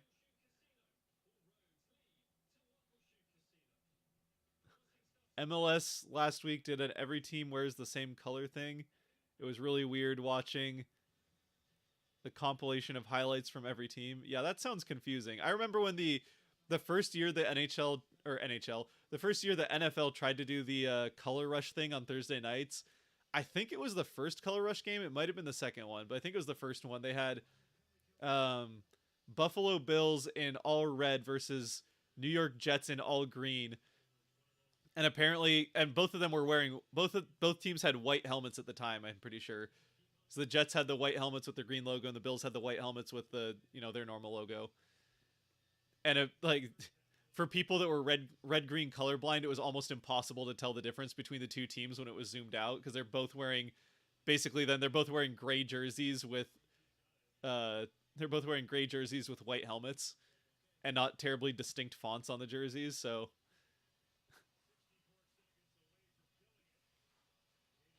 basically, unless you could pick out the logos on the helmets, or obviously the players. But Kraken win the faceoff, which is big. It can kill off a little bit more time with this minute left on the power play for the Avs as the second period gets started here. 50 seconds left in the power play as the Avs get into the neutral zone. Still on the power play. Taves in with the puck. Dumps it off to Lehkonen. Lehkonen hit hard. Rantanen up to Taves. Taves to the side. Oh, Comfer had it go off his stick. Stayed out. That was a nice passing play there from the Avs, almost scoring. 30 seconds left on the power play. The Avs are circling around. Taves with the puck down to Rantanen. The Kraken are all just down in a little box, which is lots of space for Taves. Rantanen now with it, looking for a shot out to the side. Lehkonen, Rantanen out to Taves. Taves to Rantanen. Fires the shot. Goes off of Comfer in front, sounds like. Nice play there. Rantanen out to the side. That's Taves. Down to McKinnon, who fumbles it. Larson has it down along the boards. Larson falls on it. Power play's killed off. Schultz is in. Schultz up with the puck now. And he'll skate out with it as the Kraken will get off on a change. He'll just get into the offensive end and try and hold it in there while the Kraken get all the way in. Gord's in with it down in the corner, but the Avs get to it, and they're back out the other way as Schwartz finishes the change. Third line out there for the Kraken. Susie now behind the Kraken net will poke it up to Tolvanen. Keeps it going up for Gord. Gord across. Bjorkstrand in. Schultz keeps it down into the corner. Will put it around for Gord, who will get to it all alone. Nope, he leaves it for Tolvanen. Tolvanen now. Bjorkstrand up to Gord. Oh, broken up in front. Who was that? Is that Malkin that broke it up? Yeah. Out in front. Oh, just a little bit out of the reach of Gord, who could have had a bit of a partial break there if that was a clean pass to him. That'll be offside. Nope, keeps it in onside apparently. Oh, okay. No, they did call it offside. I was like, there's no way that was onside. Yeah, that was definitely offside. I just didn't see the linesman call it.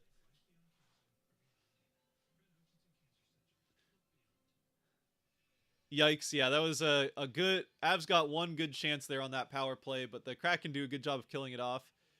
Kraken win the faceoff, so a win there for Matty Beniers on the faceoff, which is good to see. Cartier back out there with Beniers and Eberle. Oh, fumbled. Cartier up with it. Shot! Oh, it's blocked in front, so it goes around behind the net. It would have been a tight angle shot, so I don't think Cartier was scoring on that, but still exciting to see him get that shot off. Beniers put it around for Eberle. Eberle with it now. Circling around. He'll look for someone to pass it to. Drops it off for Dunn. Dunn fires the shot well wide into the corner. Borgen puts it around. Dunn with it. Arta Cartier shoots. Out in front. Beniers wide. Eberle and Beniers come together, and the Avalanche have it coming out the other way. Newhook skating in with it. And we've got interference, I think, on Newhook, as Kraken will get a power play. Or maybe it's O'Connor. Yeah, it's O'Connor that had the interference on. I'm pretty sure that was Vince Dunn.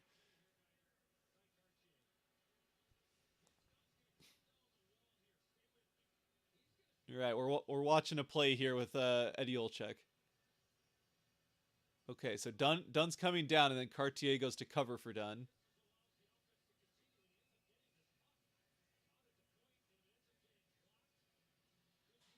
Okay, so yeah, Cartier fired that shot on. It got blocked by Johnson right to Beniers, and then Beniers couldn't quite handle it to get a full shot off on goal and ended up going wide. But Kraken will start the power play, lose the face-off, and a little time killed off here by the Avalanche as Dunn goes back to collect it behind the Kraken net.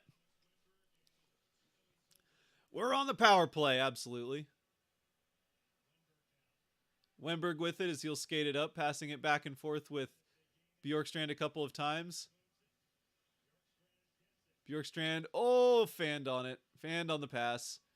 Now the Avs will come back the other way. They'll kill off some time with Compher punching it in. As Gord has it. Gord back out on the power play. I feel like I haven't seen Gord on the power play for a little bit. Maybe I'm just forgetting about him, but he's done. Out to Tolvanen. Tolvanen puts it around to Gord, who's on that spot that Cartier was in for a little bit on the first power play.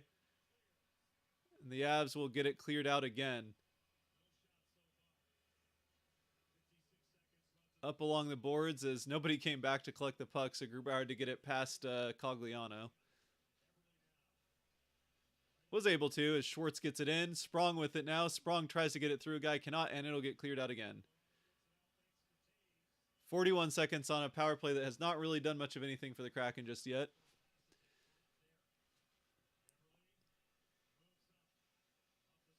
And another pass to a guy that was not... Oh, Schwartz out! Oh, there's nobody there. Oh, come on. 30 seconds left in the power play. Actually, 20 seconds now. Beniers with it in.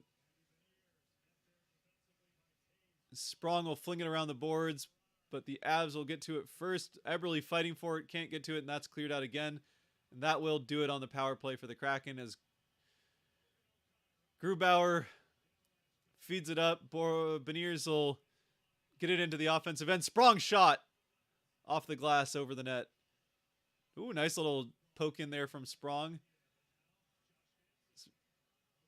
Gord goes in for a hit. Tanev keeps it in.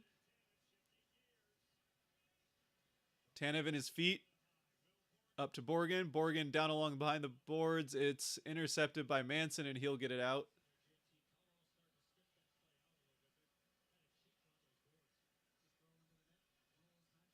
Yeah, the Kraken need to start taking a few more shots. They get a lot in the first period, but there's still not a shot on goal yet in this period for either team through 3 minutes of power play between the two. Kraken a little bit guilty of overpassing. There have been shot attempts, but nothing's gotten to the net. And that one's blocked out in front of as well. Geeky shot from well out as Rodriguez flings it in. Donato with it. Donato, the two number 9s, Donato and Rodriguez fighting for it.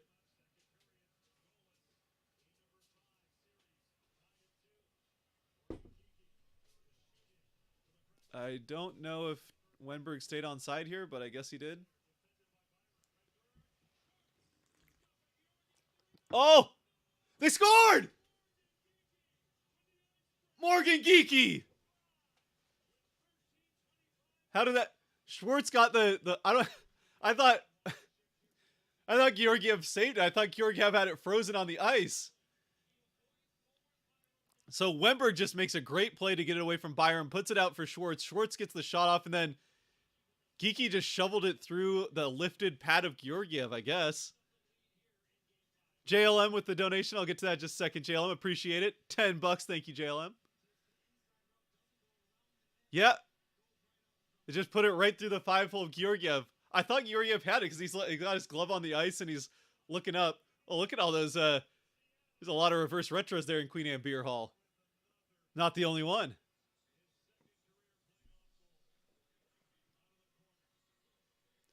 All right, so the Kraken, for the 5th game in a row, score first. This time, not the first period. Shot from Malgin is saved by Grubauer, blocked in front. Another shot goes behind the net. Kraken trying to survive a press back here by the Avs, looking to even things back up. Here we go. They'll get it out as Cartier chips it out. Oh, big save from Grubauer. Ben Myers somehow gets in. Kraken getting pressed in by the 4th line, or again, 3rd line.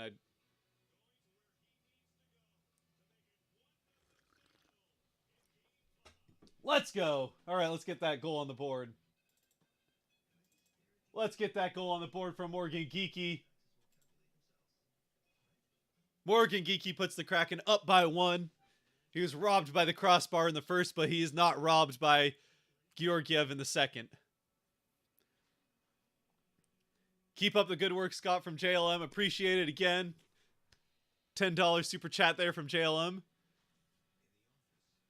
Go Kraken. Taking the 1-0 lead for the 5th game in a row in the series. 5-hole got him. Geek Squad.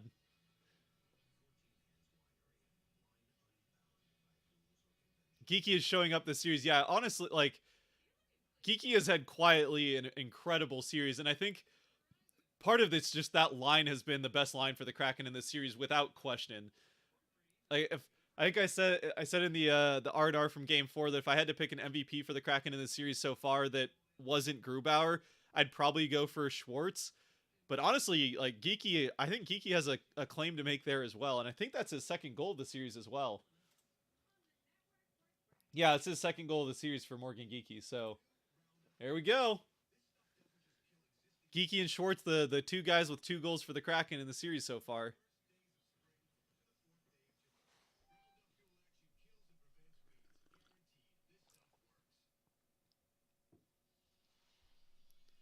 What are the chances that Cartier scores tonight?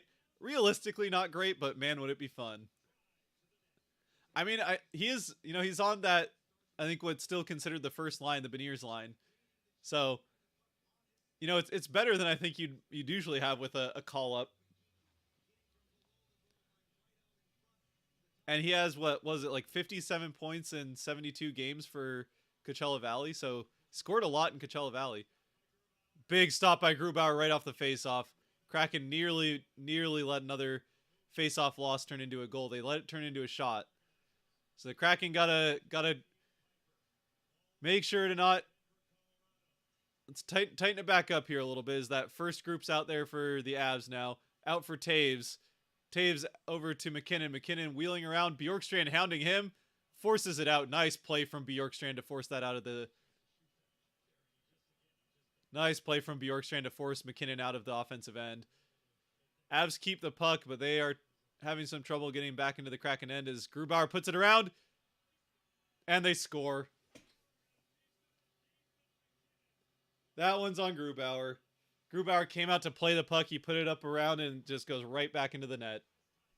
Tie game.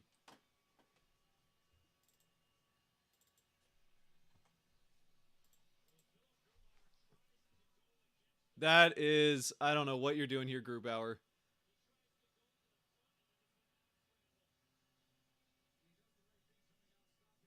You can't put it up that way. You put it right to Rantanen, and then McKinnon just, it goes off McKinnon and in.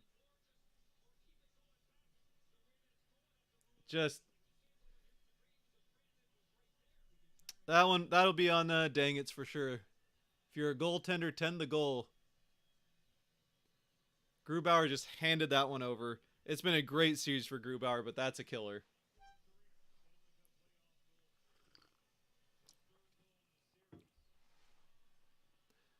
Yep, that's a tough one. I don't know what he's thinking there. He's trying to get it past Rantanen, but you can't.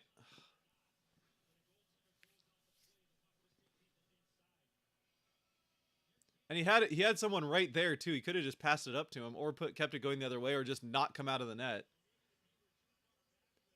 And it's one thing, like, it's already bad enough if it was anybody else the Habs had out, but they had their first line out there. You can't take that kind of a risk with that first line out there.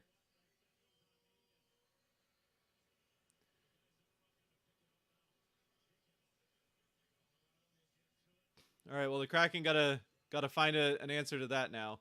Avs are holding it back in the zone. Shots are 17-12 now, as both teams have been getting some shots here. Second line back in for the Kraken. Geeky with it. Shoots, blocked in front, goes around behind the net. Schwartz has it. Schwartz down for Wemberg. Wemberg coming around, trying to get a hold on the puck. Turns around. Tripped up a bit, fed across to Larson. Larson up to Tanev. Oh! Save made by Georgiev on the Tanev shot. 11 minutes left in the second as the Avs will chip it out. And no icing.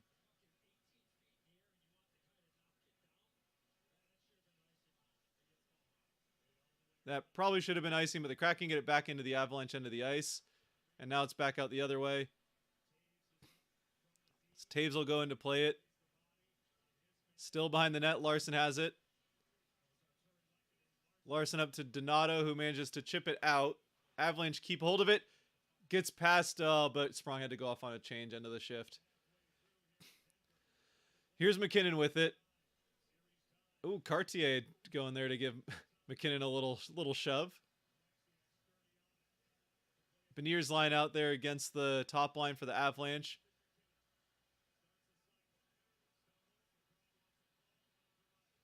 No, that's not a call. Shut up, Avalanche fans.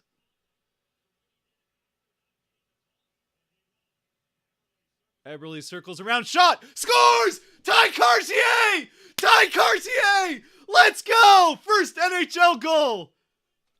He does it! Woo! Keep the puck.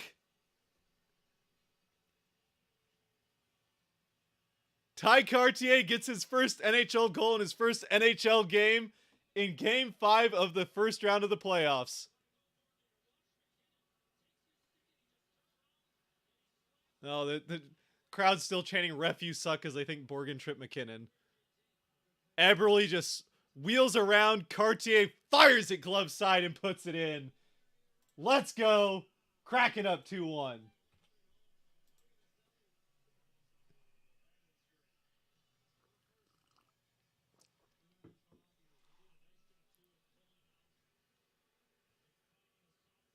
Let's go.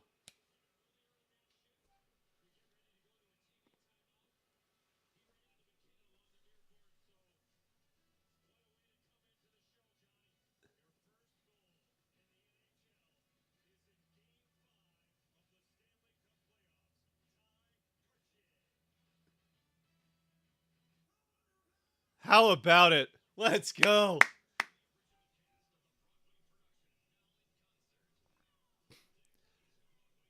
I don't know.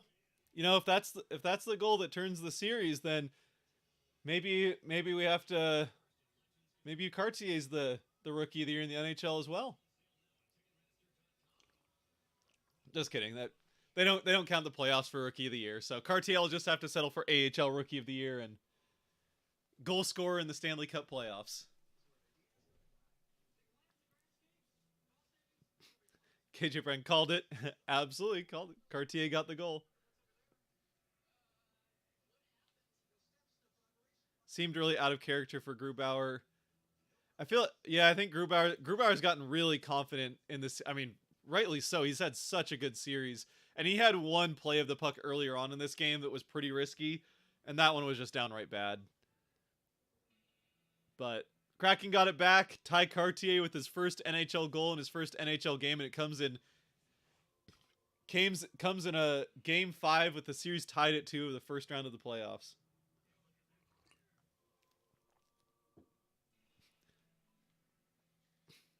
What a year for him, huh? AHL Rookie of the Year, gets called up in the playoffs to play his first NHL game and then scores a goal in that first NHL game. And it's currently has his team in the lead as well. It's currently the deciding goal.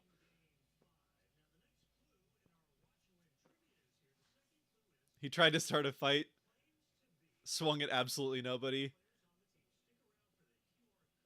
and fell over to give the Kraken an opening.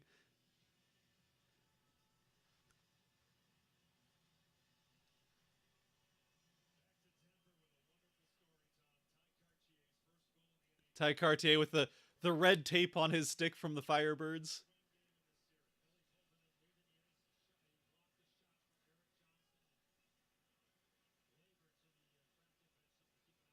Yep, Tolvanen to the bench after blocking a shot. That's not ideal. That's not ideal. Been a part of that very important third line for the Kraken that's... Oh! Man, Bjorkstrand is having a game defensively. And even a couple of shots, I think. I don't know if either one of them ended up on goal. Oh, here's Bjorkstrand again. What a play. Out in front. Oh, intercepted by Bowen Byram there with a good play defensively. Byram's had a pretty good series. He and Gord have not been particularly friendly, but oh, intercepted pass there from Taves. So Kraken tried to get it through the neutral zone. Whoa, chipped. Okay, that went behind the net. I thought that was chipped out in front. Comes out. Gerard back to get it in the Avalanche end of the ice. Quick up. Intercepted. Bjorkstrand in. Oh, sorry. That's Wemberg. Shot by Tolman. Oh! Oh! Oh, how did that stay out? Sorry, that was Tanev that had a great chance. How did that stay out? I think it was a block. I don't know if Georgiev actually makes a save here.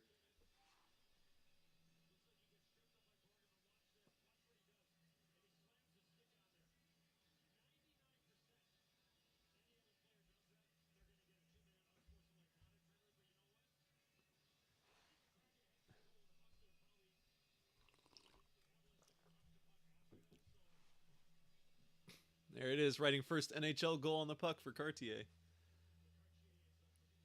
Where's Martin Jones? He's on the bench. Grubauer's been too good.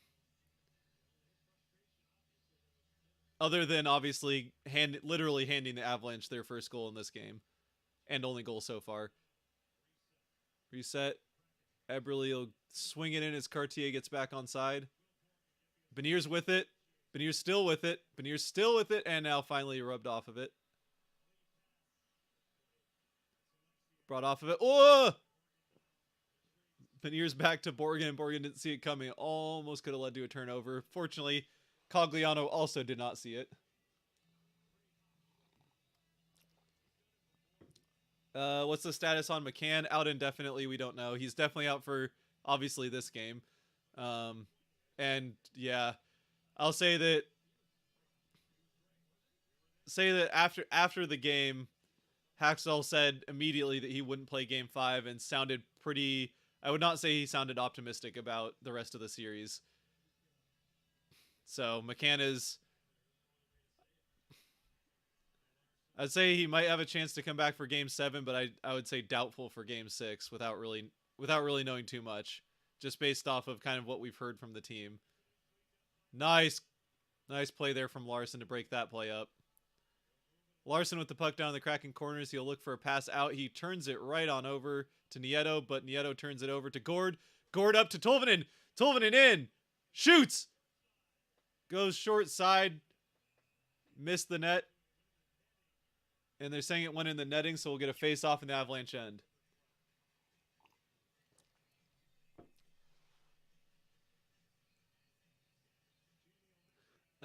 Gaming. Jones has been bad the last 2 months of the regular season. Yeah, Jones did have Jones had a tough end of the regular season. Again, though, I think in the playoffs they definitely were going to start Grubauer, especially because Grubauer has been great against the Avs, even going back to last season. Whenever they play the Avs, he has definitely shown up. So I think they're going to give Grubauer the start regardless in game 1, and then I do think there's some amount of they're just going to ride the hot hand. So as long as Grubauer kept playing well, they're going to keep playing him. And aside from the mistake on the Avalanche goal in this game, he's been pretty good in this series all the way through. Schultz down around behind the net. It just dies behind the net. That's kind of weird. Schwartz giving a big hit there. Oh, he just turns around and gives a push. They're just going back and forth, Taves and Schwartz. Taves is just chasing Schwartz around now. Schultz, a nice little pass there. Can you handle it, Wenberg? And Eller does eventually get to it. Oh, nice play by Geekie. Oh, almost had it. I thought Geekie was going to have a steal there. Big hit from Carson Soucy. Oh, Soucy just rocked somebody. Tanev shot wide as Geekie falls in front of the net. And the physicality is here. Tanev a big hit along the boards. Beniers is out there now with Eberle. Beniers has it. Up to Borgen. Borgen up to Tanev. Tanev to Eberle. Eberle's going to fire. Wide. And that'll come all the way out. McKinnon now with a 2-on-1 break. Oh, pushed wide by Manson. Oh, Borgen breaks it up. Oh, what a chance for the Avalanche. Oh, the Kraken are so lucky that was Manson with McKinnon there. The Kraken are so lucky that was Manson that McKinnon was passing to.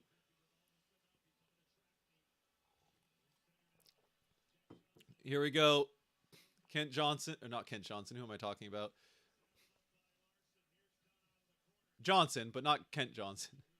That will be icing, so that will at least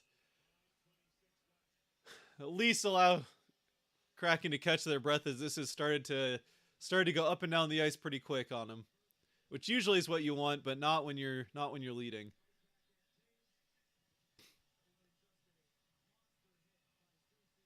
Who was that? Oh, it was Ben Myers that Soucy just leveled.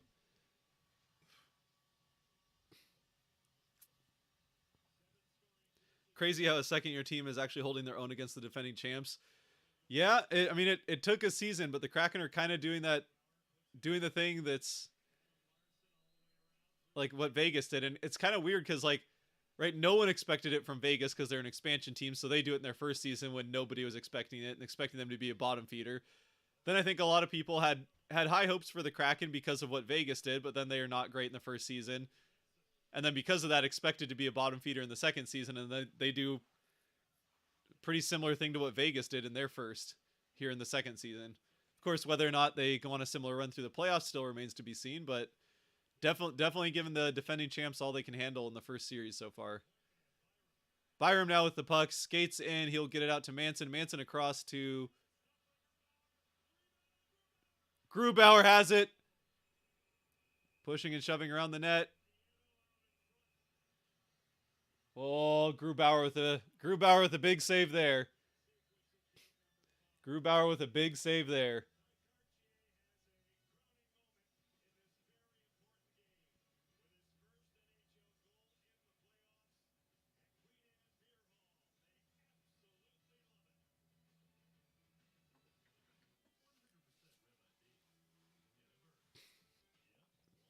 There you go, Gru. Yep. That was a big save for him for sure.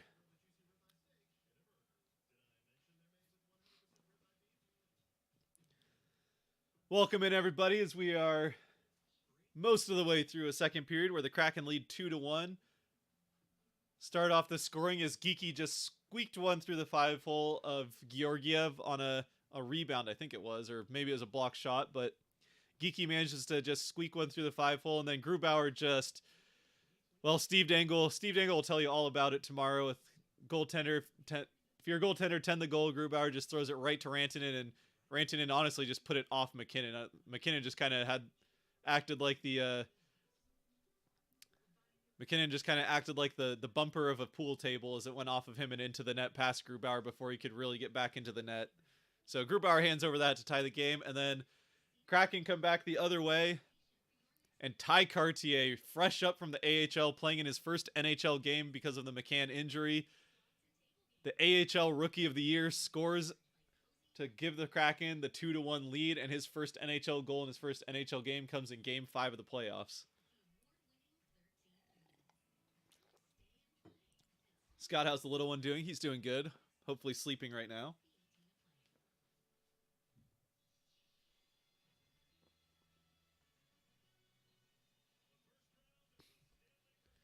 Is Gru likely to stay in Seattle for the next few seasons? Yeah, he's still under contract for another 3 years, I think. Maybe 4, actually. I think it's 3 more. I think it was a 5-year deal. I suppose I could look it up, but yeah, he's not going to go anywhere.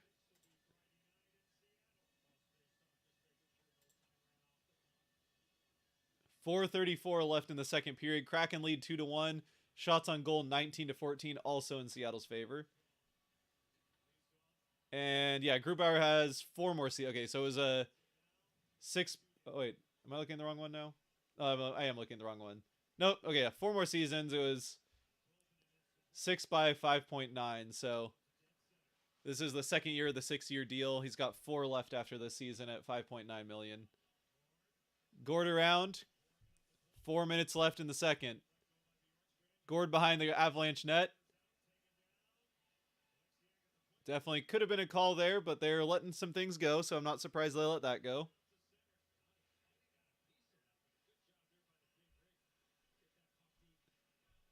Bjorkstrand feeds it into the corner as Wemberg chases it down. It still ends up out.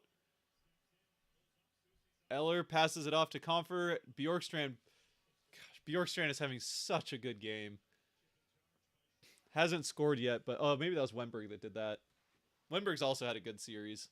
Again, that whole second line has been really, really good for the Kraken. Geeky around to Schultz, sorry. Nope, that was Schwartz. Like I said, I know the difference between the two, but their names just... Eric Johnson pushes down Wemberg as he had the puck, and the Avalanche will get it out of the zone. Good shift from the second line. I don't think they got a shot on goal, but they kept the offensive end. As Beniers punches it in, tries to go after it. Interfered with a bit there, but not enough to draw a call in the playoffs.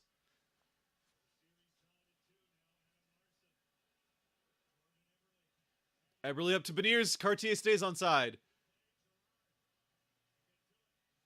Cartier has it down to Beniers. At Beniers' feet. Up to Cartier, does get to it first. Beniers out to Eberle. Eberle has an open space. Eberle swinging around. He will look for a pass. Fires it backhand at the net. Cartier out in front, but no tip available.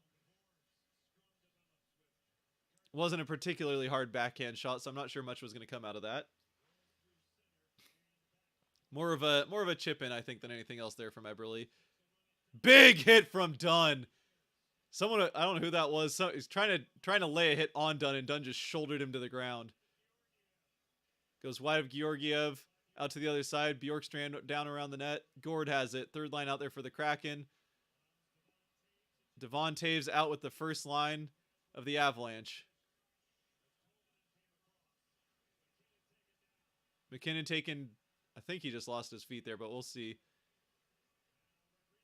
He didn't slam his stick into the boards like he did in the last one, so that's good. Kraken get it out. 2-on-1.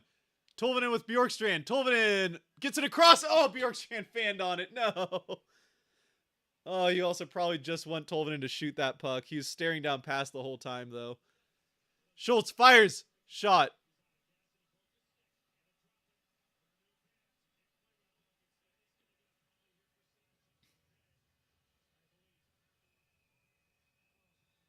And the Kraken are going to go to the kill.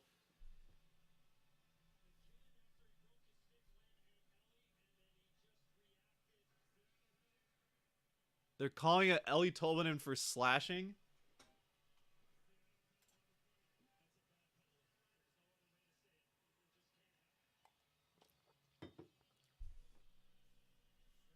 So McKinnon breaks his stick, so he has to drop it. Then McKinnon hits Tolvanen. That's a soft call. That is an awfully soft call.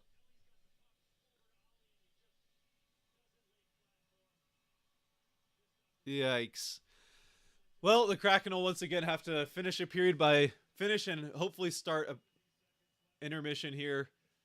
Bookended with a power play. Lose the face-off. Byram out. Fires off the shot from McKinnon and is saved by Grubauer. Deflects out into the corner. Wemberg is able to not quite kick it. Oh, he does! Go, Wemberg, go! Wemberg kicks it up into the corner. It was held, but then he just skates right through it and kicks it back all the way down. Oh my goodness. Wemberg clearing it like a soccer player. McKinnon out. Nice job by Gord to kind of muddy things up there, but the Avs do get held up or do get set up in the zone now. Bowen Byram out here with this top group instead of Taves. McKinnon looks for the slapper. No, back to Byram. Shot. Oh, the rebound goes out to the side, and Gord will get it out. 15 seconds left in the period. Tanev goes down to make sure that Byram has to think about it for a second. 7 seconds left in the period. They're going to look for a quick shot here. Rantanen with it. Fires that shot. It goes wide.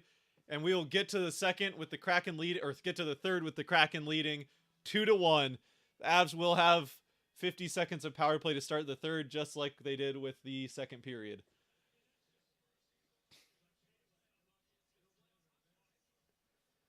Oh, boy.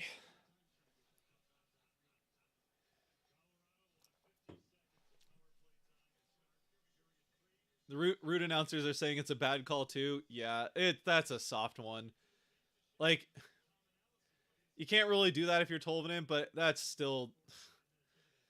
Especially for a one goal game in Game 5 of the playoffs. And look, I know, like, obviously, ideally, we'd like for them to just call it by the rule book, regardless of if it's playoffs or regular season. But that's just not what they do. And for that to be a call that you make in a critical part of a critical game in the playoffs, that's just, I don't know. It feels like the refs are catering to McKinnon there because he was pissed off about falling over a couple of times earlier. So I don't know.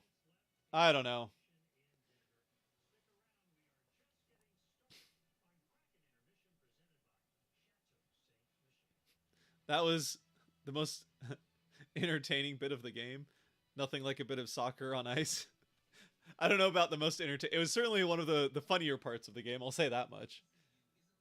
It's definitely one of the funnier parts. I mean, the best bit of the game so far is Ty Cartier scoring in his NHL debut. Gotta call even up penalties. Yeah, that's the other thing. The Avs were down a power play at that point, so the refs are definitely going to be more likely to give the Avalanche the next power play in that instance than the Kraken. Is McKinnon always so whiny? It's insane. I don't know. I mean, like,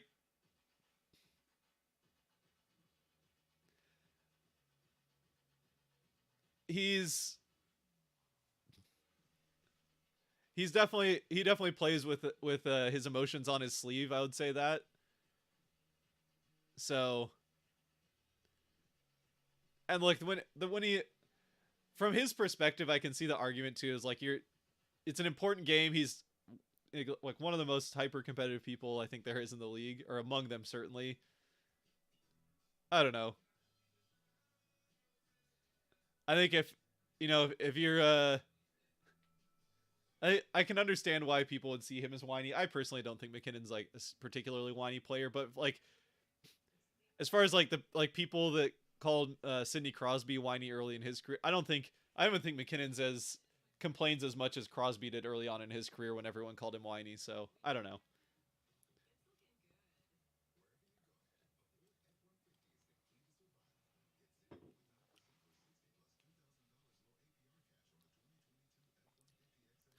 Also, why is Sprong not getting any minutes? He's so good. His line isn't getting the minutes.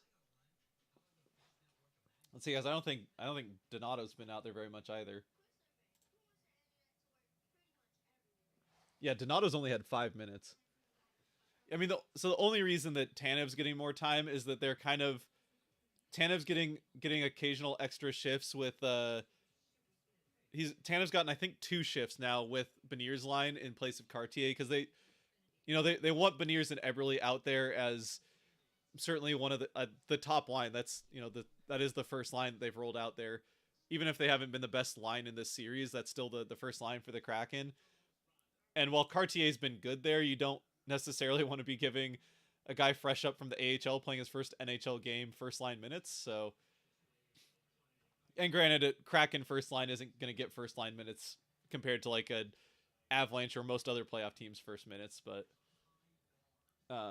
so the only reason Tanev has significantly more time than either of the other two is because he's taking some shifts for Cartier.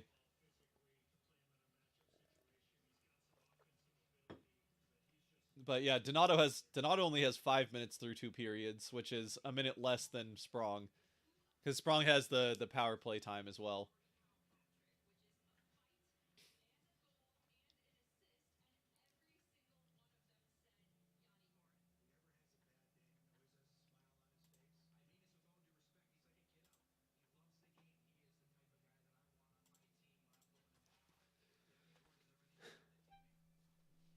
Mick cannot skate. He's pretty fast. He can.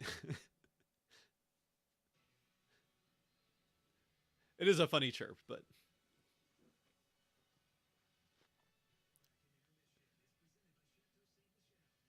landing in a pro wrestling ring hurts. Yeah, I think it's like the same as a boxing ring, and I've been in a boxing ring once. Just I mean, not actually boxing. I have no interest in ever doing any kind of fighting of any kind, but I think it was like a tour or something, and it was like, wow, that's it's not a soft surface. That's a hard surface, even if it has like some give, some bounce, but it's not cushiony at all. Not quite as hard as ice, but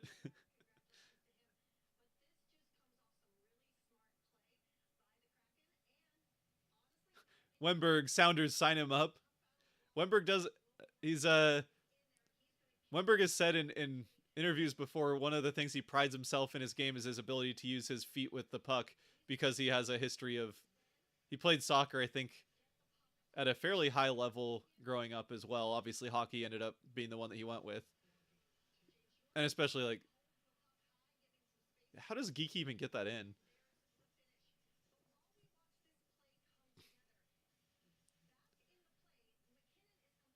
You're right, Ty scored a banger. Who do you think is giving us the best minutes in tonight's game? Best minutes in tonight's game has been I would say Burkowski hasn't given us any. Bjorkstrand is what I'm trying to say there. Bjorkstrand has had I think shift in shift out. Bjorkstrand has been the best player for the Kraken in this game. Hasn't gotten on the scoreboard yet, and he had a good chance. Tolvanen fed him on a 2-on-1, and it just couldn't quite get it to settle on his stick, and so he kind of fanned on the shot. But other than that, Bjorkstrand, especially on the back check, Bjorkstrand has stood out pretty handily as the best on the back check for the Kraken in this game so far.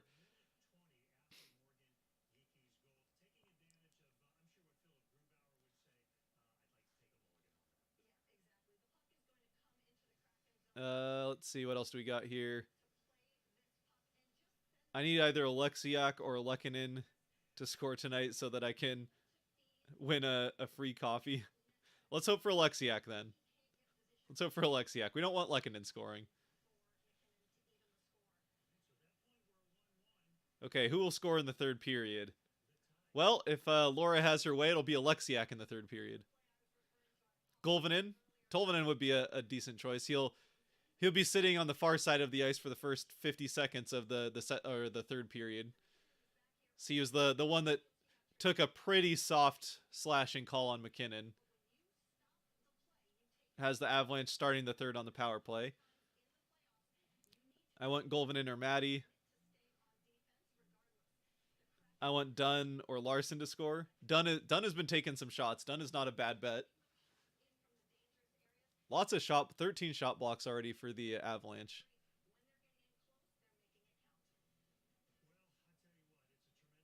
I don't think Cartier's shot was that close, was it? Either way, who cares? It ended up in the back of the net.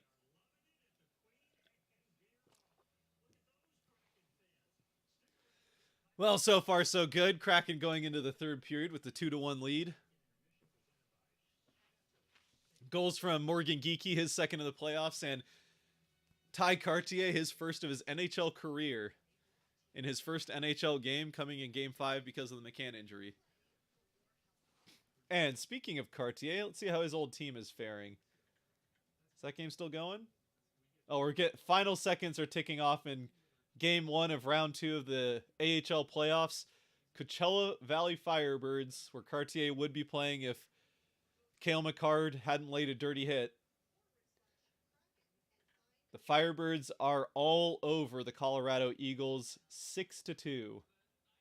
Let's see if our boy Whitchow managed to get his hat trick. Scroll all the way down here.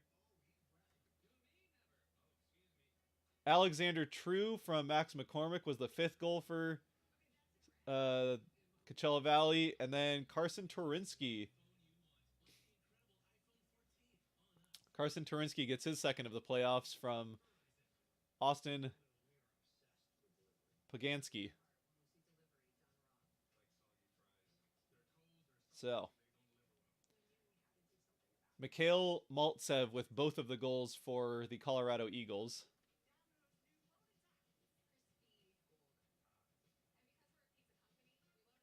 It looks like that one is going to go. So Game 1 of that series, even without Ty Cartier, is going to go in the way of the Coachella Valley Firebirds. That's cool. Go Firebirds. Go Firebirds. 6-2 win.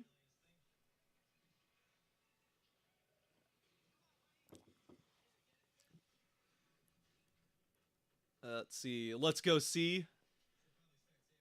Indeed, let's go Seattle. Yes, they are looking dominant, or the Avs are looking slow and tired. I think the Kraken, are honestly, the Avs haven't really looked that slow. There's been a couple of times where the Avs have really gotten things moving along, but the Kraken are just making it really hard for them to. They're just muddying things up quite a bit, especially in their end of the ice. They're not allowing the Avalanche to really create plays through the neutral zone like they like to do, and keep that going into the offensive end. And even the times, I shouldn't say few, because there's been a few. Shouldn't say a few. Anyway, even the times the Avalanche have gotten set up in the Kraken end of the ice, they're doing a good job of keeping any shots to the outside. So it's been a good job defensively for the Kraken, both on the back check and just in their end, setting up and keeping things to the outside. Obviously, the only goal for the Avalanche is fully, and he would tell you as much, fully on Philip Grubauer. He just does a dang it. Steve, you'll see it on Steve's dang it's tomorrow. Is Philip Grubauer went out of the net and just handed a goal to, McKinnon scores it, but goes right to Rantanen, and Rantanen just banks it off McKinnon into the net. So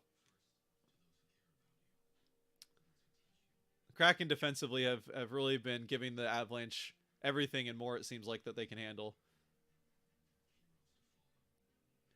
Did you see the Reddit post where they showed stats for Geeky after the second, or after he scored? Goal 1, baby 1. I did see that one. Yeah, that's pretty funny. Well, now he's got 2 goals. 2 goals and a child during these playoffs. So not a bad playoffs for Geeky. He's on the road now, so he's probably getting a little bit more sleep than he would be at home with the newborn baby.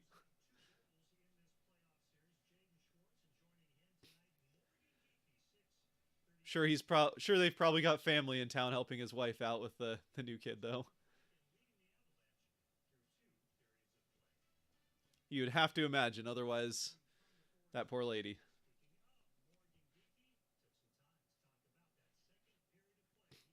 A commentator or another channel said he bet his mortgage on the Bruins tonight. Oops. I guess he's homeless. Yep. I don't think the Bruins ever had a lead in that game. I'm pretty sure they tied it. I think they tied it 3 times, but lost in overtime. I think that those goals went back and forth, but Florida shouldn't say evens up. Florida forces a game 6.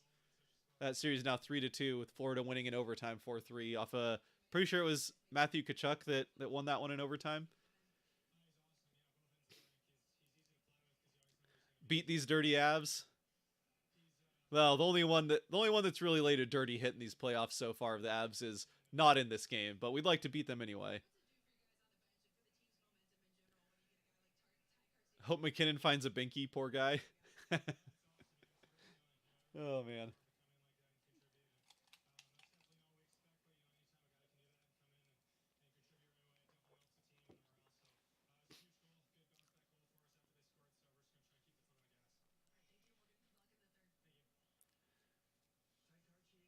There we go. Here's the Cartier goal as Eberle swings around the net and just feeds Cartier and he puts it glove side. Right in that spot. That's the spot we talked about too in the preview, that the low part of that left, or I guess from the goaltender's perspective, the low side of that left face-off circle, or the glove side face-off circle in this case. It hasn't been all of them, but the majority of the Kraken's goals have gone in on the glove side of Georgiev. And honestly, it seems like that's where they're shooting. When given the option, it seems like the Kraken are really leaning towards shooting on that glove side. So I'm pretty sure they're well aware that the glove side is the one giving Georgiev trouble.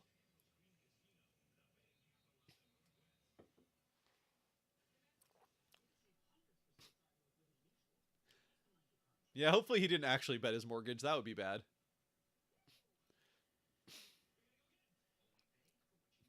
Obviously he wouldn't, but...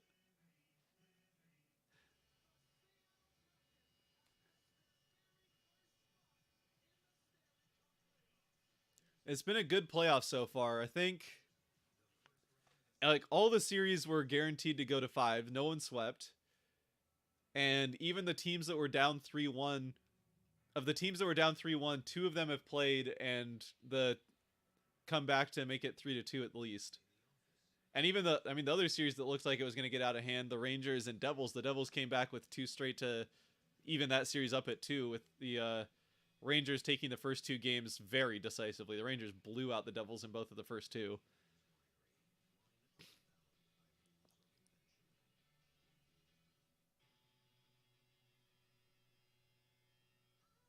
What's the NHL's rules on dissent?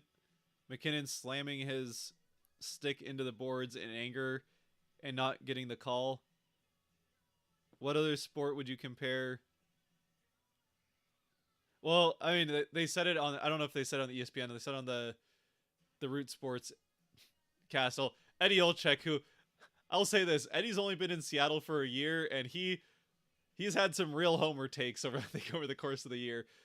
But I don't disagree with him that most players, if they slam their stick into the boards like that while yelling at an official, which is what McKinnon did after not getting that the trip from Borgen, most players, if they do that, and especially if it doesn't happen in the playoffs, that's going to be a call for unsportsmanlike. So that, by the rules, I mean, that's up to the official to call. Like, unsportsmanlike is as subjective as they come for the official to make the call there.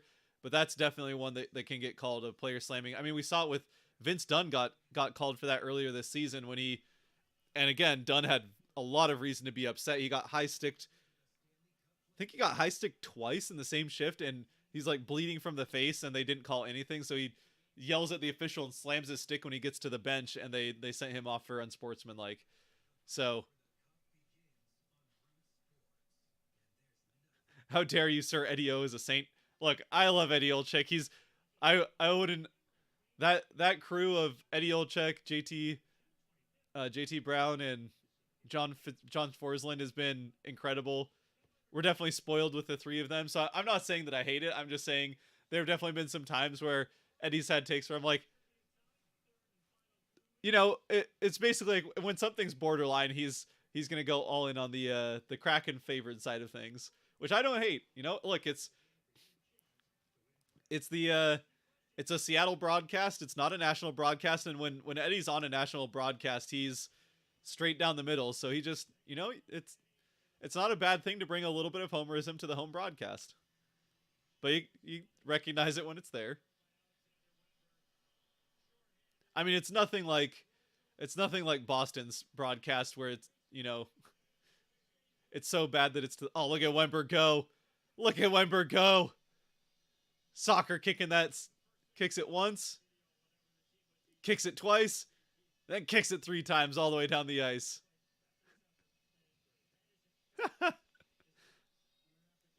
I'm from Toronto. We need a Leafs win. Yeah, I think Toronto fans are quite ready to see a second round game. All right, we're getting ready for start of the third. Oh, I need to change this over to the third period, huh? Kraken, puck is dropped. Avalanche win it back for the third period. Start of the third period on the power play. They've got 40 seconds left on the power plays. They get into the offensive end. Lehkonen with the puck. Puts it around the boards to Rantanen. It gets past him and goes out, though. Which is good because that gives me time to save this as third period. McKinnon in with the puck. Drops it back. Avs are going to get set up here with Devon Taves has it up at the point. McKinnon with it, back to Taves to McKinnon. McKinnon looking for a shooting lane, doesn't have it, back to Taves. Taves looks for a shooting lane, back to McKinnon. McKinnon to the side, Rantanen to Taves. They're just circling it around looking for shot. Rantanen fires. Blocked in front. That was Alexiak with the block, and Alexiak is feeling it. Kraken need to get it clear so Alexiak can get out of here.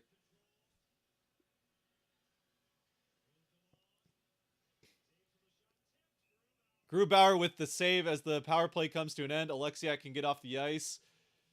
Kraken kill off the rest of that power play. All right, we're going to...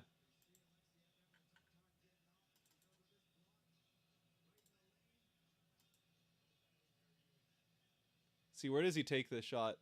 Oh, right on the inside of the knee. Yeah, that's going to... he'll have a couple shifts to shake that off, but that one hurts for sure. That stings. Stays on the bench. He'll be fine.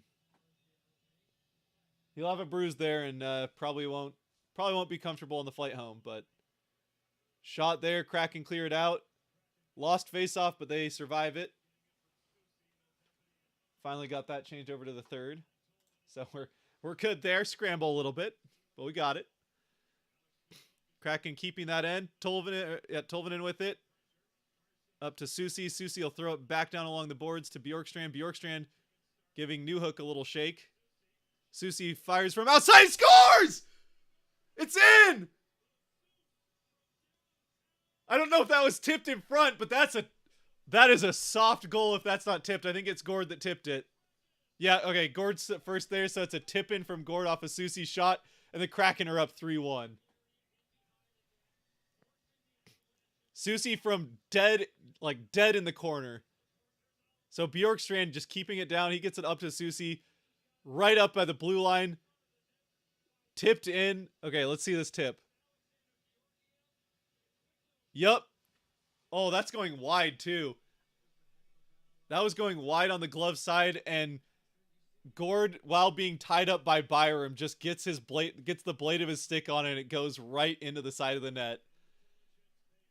Okay, so that's I mean, that side of the net was open from Georgiev. I don't even if that was on net. I don't think Susie's shot was going to be on net. But if it was, it would have gone in, I think. Still though unnecessary cuz oh, nice feed. Oh my goodness, what a pass. Oh, Beniers almost just made it 4-1. What a pass from Cartier. Oh, Cartier with a beauty of a pass there to Beniers.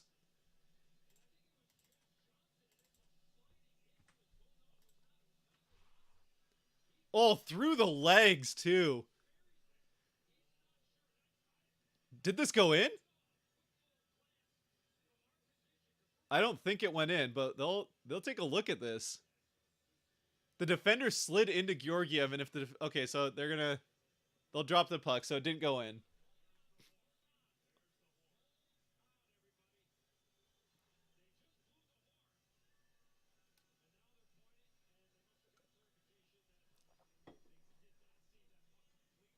All right, all right. The puck did not cross the line, or they couldn't see it cross the line. That was a close one.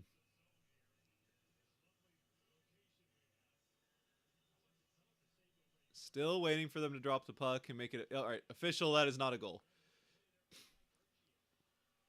Yeah, that was a beautiful pass from Cartier through backhanded behind, like no look pass behind his back through the legs of the defender behind him. Georgiev's out, but he does not pass it to a Kraken player like Philip Grubauer did earlier. It's okay. Grubauer learned from it. He's made a couple big saves since then, so we'll let it go. Out in front. Oh, ooh, that was dangerous. Loose puck. Wennberg has it. And it does get flipped out, and the Kraken can get a change. Kraken lead 3-1 with 17 minutes left in the game. Shooting 23 shots to 18 in favor of the Kraken.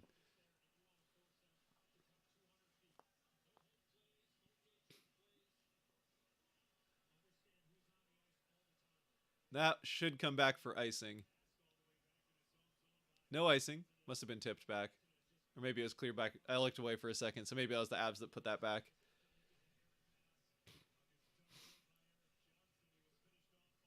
Let's go Kraken. He was very aware Makar was right there on him the whole time. He fell awkwardly. He was not expecting a hit. It was a dirty hit from Makar. There's no way around it was a dirty hit from Makar that injured McCann. It was way, way late after the play. Even if McCann knows he's there's no reason for him to expect a hit to be coming because the puck, everyone saw the puck deflect out of play into the netting like 3 seconds earlier. Literally, you can see in the video that there's a fan catching the puck behind the boards as McCann gets hit. Save! Oh, and Grubauer's got it. Chaos in front of the net. So there's no way around the fact that it was a dirty hit. Now, that being said, Makar is not a dirty player. He definitely did not have... There's no intent for him to injure McCann there. I'm willing to believe Makar that he didn't know that the puck was out of play because, to be fair, the refs were pretty late on the whistle. But it's still a player that's unsuspecting and clearly looking away from it. So it's a dumb hit at the very least. I don't think Makar meant to injure McCann, and it definitely, McCann gets hurt because it was an awkward fall, but it should have been a 2-game suspension. It's a dumb hit for Makar to lay, even if he didn't intend to injure McCann, and I don't think he did.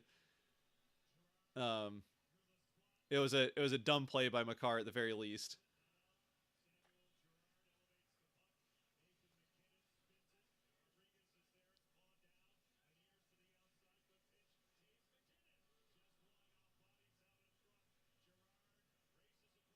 Oh, nice! Open ice! Tanev, go!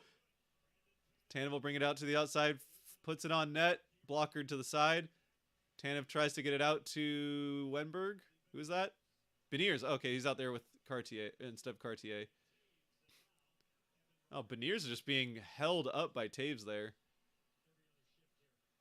Yeah, so Cartier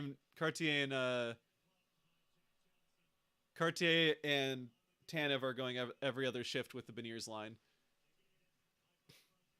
Which makes sense. Shelter the minutes a little bit there for Cartier. He's had a really good game. It's going to be hard to bring him out of the lineup, I think, for Game 6. Unless McCann is miraculously healthy, which I am not expecting.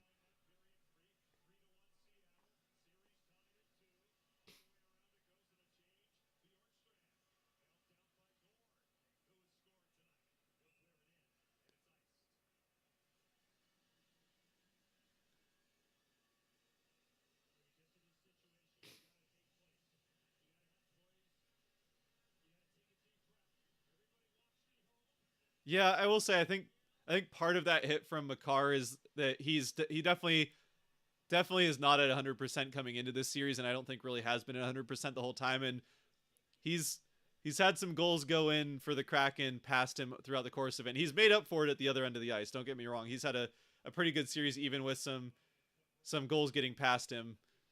Um, but I think there was some frustration that went into that hit of like Makar just knows he can play better than he has been. Still, it's a dumb play for Makar.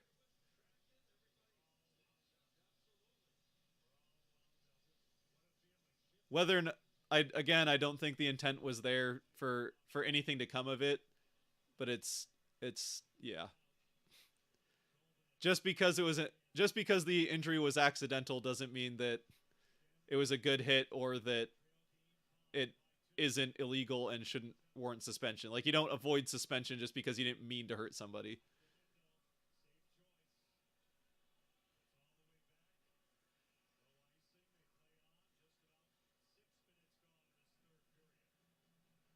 If Seattle wins, they need to win Game 6 at home. That would be pretty fun. Let's not get too ahead of ourselves. There's still 14 minutes left in the game as the puck goes out of the play in the Kraken end, and the Avs are definitely going to be, especially as we get into these last 10 minutes, the Avs are going to be throwing everything they have at the Kraken. This is a big game for both teams. Kraken with the 2-goal lead. You better expect to be seeing a lot of McKinnon and Rantanen, and maybe they even throw Lehkonen up onto that line in Comfer's spot. Not that, I mean, Comfer is pretty good as well, so maybe they just keep it the way it is. But you'll be seeing McKinnon and Rantanen together the rest of this time for sure, and a lot of them.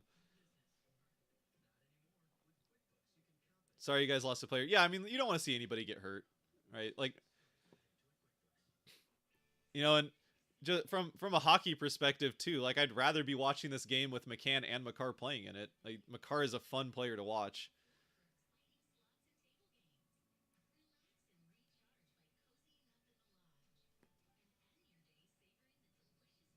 This is Seattle's big game. There's no way you can lose this game with Makar out. I mean, again, the Kraken are missing their 40 goal scorer from the season, so it's not like the Kraken. It's not the Kraken aren't missing players either. I mean, granted, you probably take the trade of for one game. You probably do take the trade of McCann for Makar. Like Makar is a better player. I don't like for as good as McCann is, Makar is the better player. But again, the Kraken are going to be missing McCann for probably the rest of the series.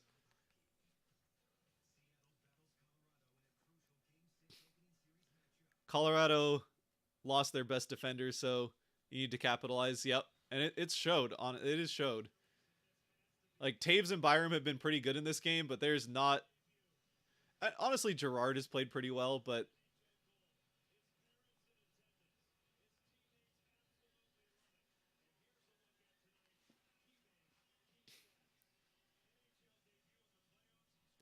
oh, look at that! I didn't know that Kale McCarr NHL debut in the playoffs and scoring first. Kale McCarr also made his NHL debut in the playoffs and scored his first goal. So how about that?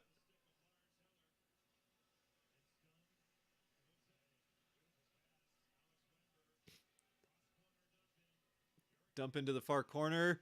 Geeky out in front. Oh, shoved aside by Georgiev before. I think that was Schwartz that was crashing in there. Pass out to the side, way out of the reach of Lehkonen.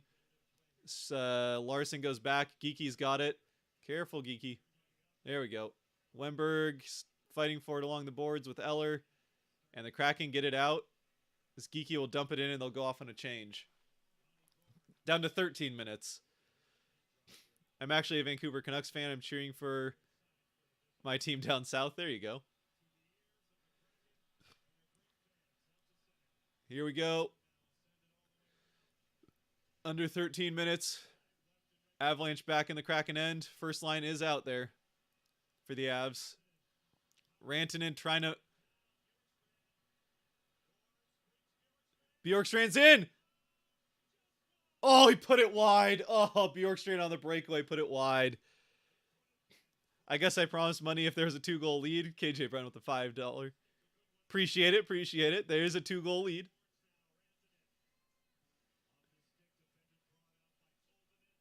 Bjorkstrand will dump it in, and the Kraken will go for a change. It's on net, but it was past half ice anyway, so it's not icing either way.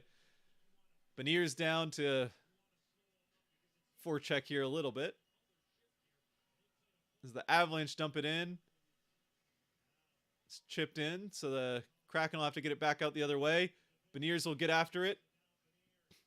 Tries to get it out for Cartier. Cartier funnels it back in farther. Big hit from Cartier. There we go. Throwing the shoulder a bit onto Newhook. Cartier does have some size. It's not a... Susie takes a hit. It was not much of a hit. Oh, Susie, what are you doing? Loose. Oh. Big shot down the middle. Here's Beniers at the end of his shift, so he can't quite get a lot on that. That's a breakaway if it's at the start of the shift, but Beniers definitely at the end of his shift. He gets off on a change. Eberle right behind him.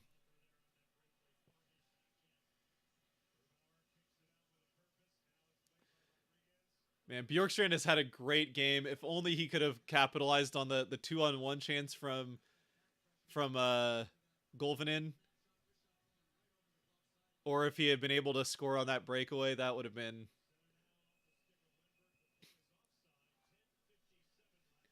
For me so far, stars so far for me, how can you not say Cartier's #1 star, right? But Bjorkstrand has got to be the second star of the game so far, even without a goal. Let's see here. Oh, if he had just a little bit farther on the backhand, he might have had that spot. Anxiety is really high when watching playoff hockey. Absolutely it is. 4-3 Avs and OT. I mean, it's possible, I guess. How many minutes are left? We have just under 11 minutes left. Just under 11 minutes left as puck is dropped at the center ice. Gord chips it in on Georgiev, who puts it behind the net. Devon Taves gets it there and starts the breakout the other way, but this should be... Oh, no, Grubauer went out to play it. Get back into the net. And the Kraken will get it out with Bjorkstrand. Bjorkstrand will come back and then turns it right on over to Malkin with Rantanen out there. Interesting. Byram's shot flubbed it a bit. Turned over by Taves. Comes back the other way. Bjorkstrand, he's at the end of his shift, so he'll skate in and... Nice little play there from Rantanen. Bjorkstrand's got to get off here. He's been out there for a while. Yeah, because now if it gets back the other way, Bjorkstrand's stuck out there. But Byram pulls up with the puck for a bit, so Bjorkstrand will get off on the change. Fourth line out there for the Kraken. They have not seen a lot of ice here in the third period. Save by Grubauer. This might even be the first shift of the period from this fourth line. They've really not gotten much ice time. We are now under halfway through the third. 9 minutes 51 seconds left as the Kraken lead 3-1. Are we under 10 minutes yet? Yes, we are now. Over 6 goals. Need some more scoring.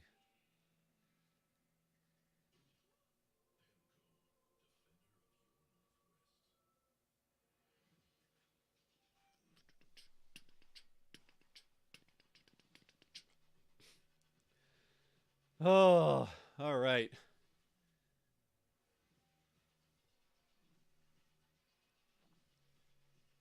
Where is going to lose? There is going to lose? I don't know what there is going to lose means.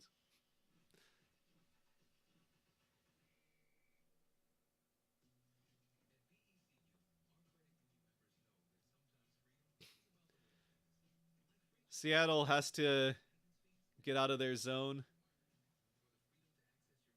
Like I feel I'm hearing Grubauer all the time from our end.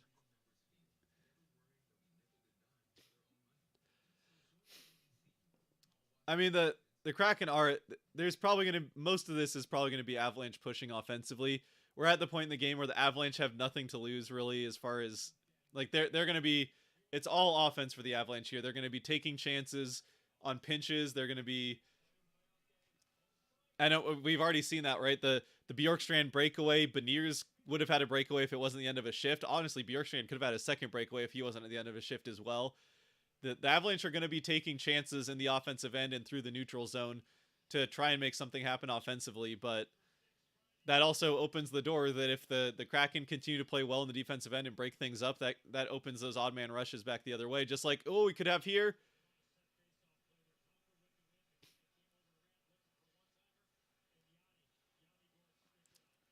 Here we go. Is JT Compher playing? Yeah, he's playing on the top line with McKinnon and Makar. Or McKinnon and Makar. McKinnon and Rantanen, sorry. Been a lot of chats about Makar in the last little bit, so Makar on the mind.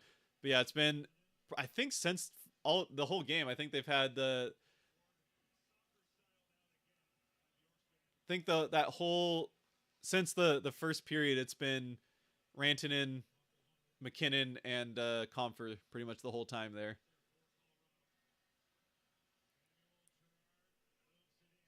Gerard gets it in. Should be 4-0 right now. Definitely could be. Gloved by Georgiev, and he'll hold it, so we'll get a face-off in the Avalanche end of the ice. Some more less than friendly business between Schwartz and I think that was Taves.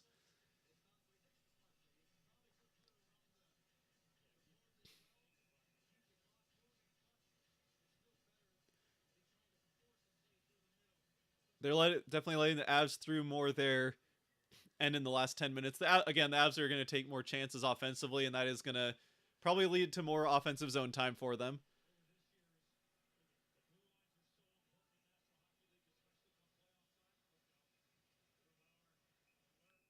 Grubauer is going to freeze that down.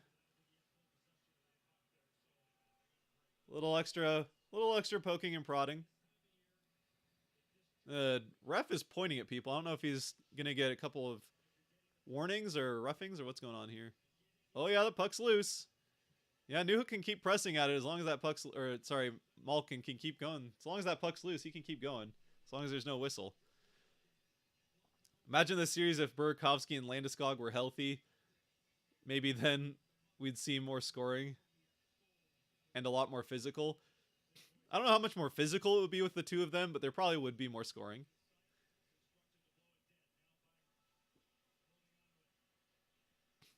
Byram, one-timer shot. Blocked by Schwartz. He's a little slow. Wennberg out here, 2-on-1. I don't know why Tanev's going into the offensive zone backwards, but Wennberg just, oh my. Wennberg, what a play. Keep that puck away from two people. Nice keep by Gord. Out in front for Tolvanen. Bjorkstrand blocked in front by, I think that was Byram. Yep, blocked by Byram in front. That was a nifty little play there. Oh, right off the inside of the shin there from Schwartz, but he got back up.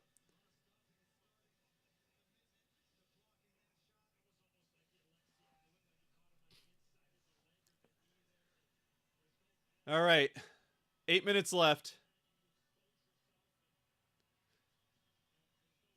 The app I'm watching, play-by-play, posts about 20 seconds before your stream, which must have delay. I have resistant posting goals. Thank you for that. Yeah, so I mean, well, one thing is if it's 20 seconds, a lot of that's probably on the YouTube end, because there's a 15-second delay that's just YouTube streaming. So whatever I'm saying, you're hearing 15 seconds later if you're live on my stream right now. So some of that is just some of that's just going to be YouTube. But I appreciate the no spoilers in the chat.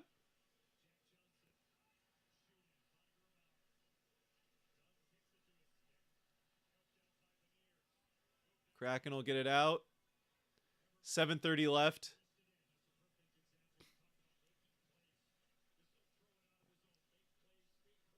Oh, here was a trip. Eller back out the other way.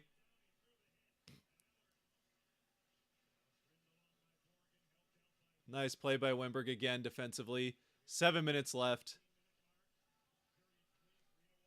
Shots are just about even. Kraken 25 shots to 24 for the Avalanche in the game.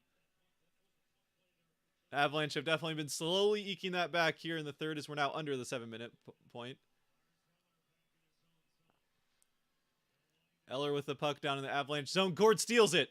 Gord out to Bjorkstrand. Bjorkstrand has his shot blocked by Byram. Again, another nice play by Byram. He's had a good game. Tolvanen out in front. Oh, Gord just missed the tip. I think Georgiev might have had the pad there, so I don't know if that goes in, but definitely a dangerous play. Nice forechecking steal by Bjorkstrand out in front. Oh, and Georgiev a massive save on Tolvanen. Oh, what a play by Bjorkstrand to create that. Tolvanen backhand glove side. Georgiev with a big save there. Big save there to keep what hopes the Avalanche have alive. Right into the glove. Oh yeah, that's borderline kneeing there on Lars Eller, but I mean, again, he's got the puck, so it's, you know, it's something that might get called in the regular season, but that's the type of physical play that also might not happen in the regular season. So look at it both ways there. Kraken lose the face-off. We're coming back down the other way, getting close to 6 minutes left. McKinnon drops it to all the way across. Gerard's pass, and we're coming back the other way. Eberle with it. He's looking for a pass. Fires off the shot instead, and it's blocked by a sliding... Don't know who that was, but... Rantanen out to the side. That first line's going to get a lot of minutes here through the last 6. Gerard fires the shot. Saved by Grubauer. And Donato will get it out. No icing as Johnson can get down to it. The Kraken can get off on a change. We are right about 5 minutes and 30 seconds left.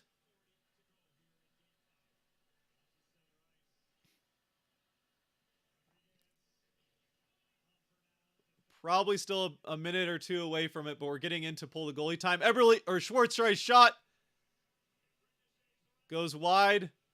Wemberg keeps it in, but the Kraken will go off on another change. Short shifts here for the Kraken. Short shifts as they want to be fresh defensively. Byram flings it in from center ice. Kraken will get to it in the far corner. Mulligan has it. He can't get it out. Gord will fling it out. Nice play by Erik Johnson there. Oh, Bjorkstrand gets it. Tolvanen out in front. Georgiev has it, and he'll hold on to it, so we'll get a face-off. Under 5 minutes left, we'll get a face-off in the Avalanche end of the ice, and I will be right back as we go to commercial. All right, I'll be right back. Less than 5 minutes left.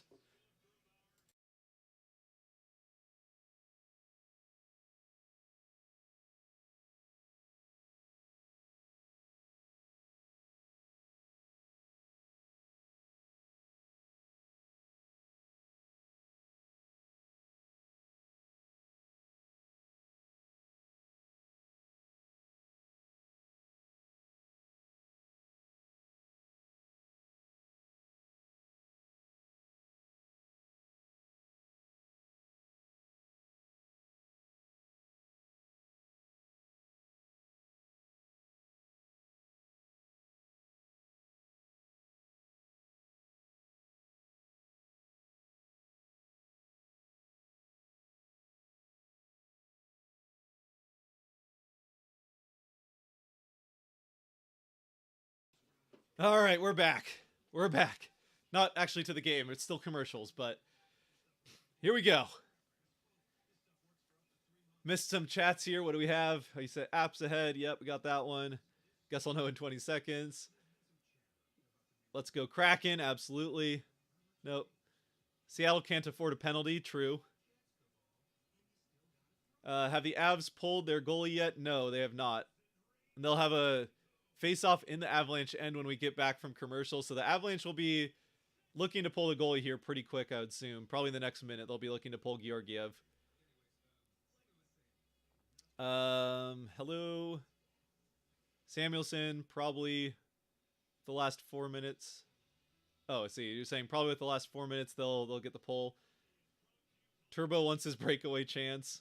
Turbo, they had a 2-on-1, and Tanev was like going in on the 2-on-1 backwards into the offensive end, which was kind of strange. I don't know if he just got his wires crossed and was just like, I'm gonna just back in. On the other hand, if the puck comes back the other way, he's ready to go right back on the back check, which at this point in the game is kind of the priority. I think the Avs pulled a goalie with 4:30. We're getting close to that. Scott, you getting that nervous? Yep. Let's see. Close this, lads. Let's go Kraken.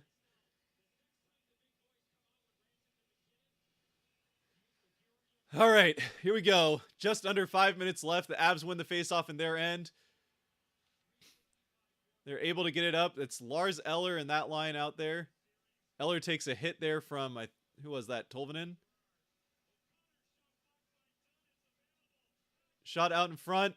Oh, chaos out in front, but the Kraken get it out. Gord out. Oh, he puts it just ahead of Tolvanen. Gord goes off on a change. We're at the 4:30 mark. Definitely in the time where you start watching the goaltender. Tolvanen with it. Coming back the other way. Tolvanen on the break. Oh, huge stop from Georgiev. I thought Tolvanen was pulling it around, but Georgiev got a piece. 4 minutes left, just about. Gerard with the puck behind the Avalanche net. Georgiev still very much in the net. Watch Georgiev with under 4 minutes. Under 4 minutes. The Avalanche have it in the Kraken end. Georgiev still hasn't left. There goes Georgiev. McKinnon out with the puck to Comfer. Georgiev is out. Sixth man in. It's Rodriguez. McKinnon has the puck back out to Rodriguez. Fires. And it goes in. 3-2.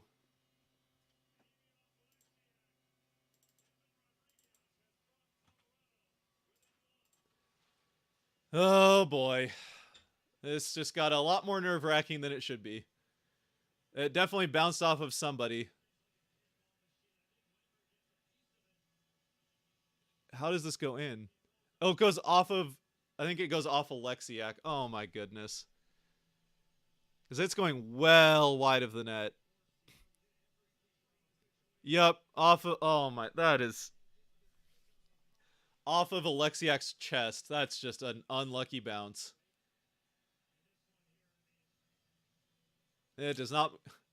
So the two Kraken goals are an unlucky bounce off of Alexiak's chest and the one that Grubauer handed the Avalanche.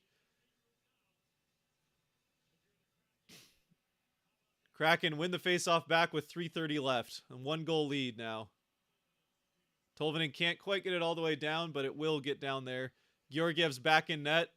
Probably will stay there for at least the next 30 seconds to minute. Tolvanen fires! Save. Rebound. Save again.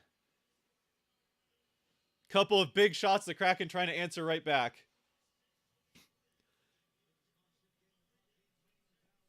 Time are about 3 minutes and 20 seconds left.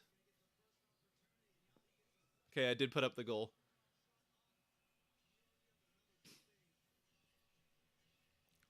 Longest 3 minutes of my life. Yeah, it's...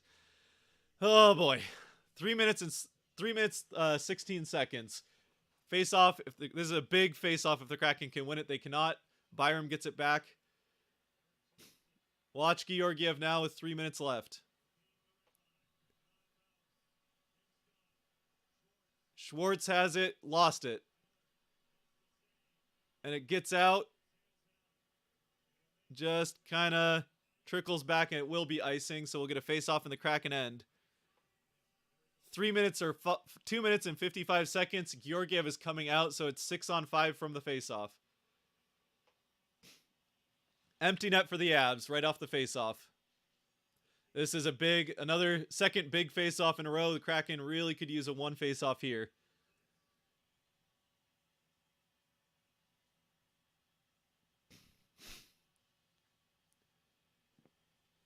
It is Wemberg versus Rantanen. Rantanen wins it. Taves has it to McKinnon. McKinnon fakes a shot. Back up to McKinnon. Over to Taves. Taves to McKinnon. Back and forth along the blue line. Comfer to Grubauer makes the save. It does get out, but not in Seattle's possession. So the Avs will come back. Oh, bit of a stick there from Wenberg.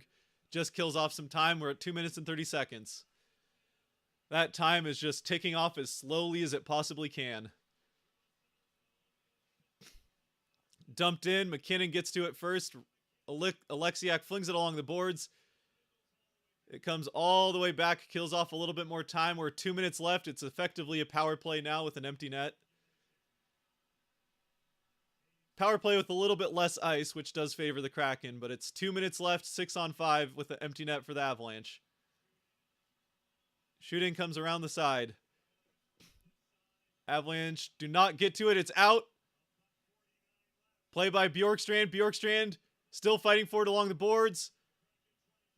They're trying to get it out. Gord has it. Oh, blocked out in front. Gord right off. Oh.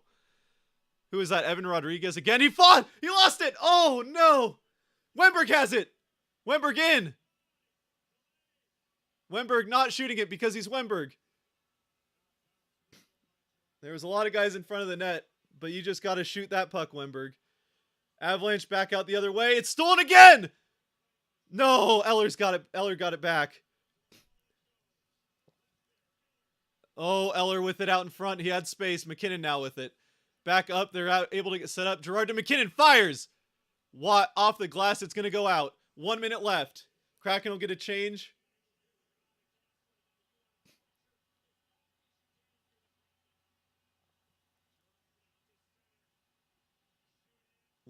We're under a minute. 45 seconds.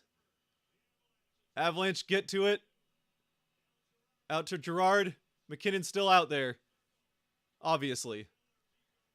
Rantanen into McKinnon. McKinnon tries to get it in front. He can't. Chipped out by Schwartz. Will that hit the empty net?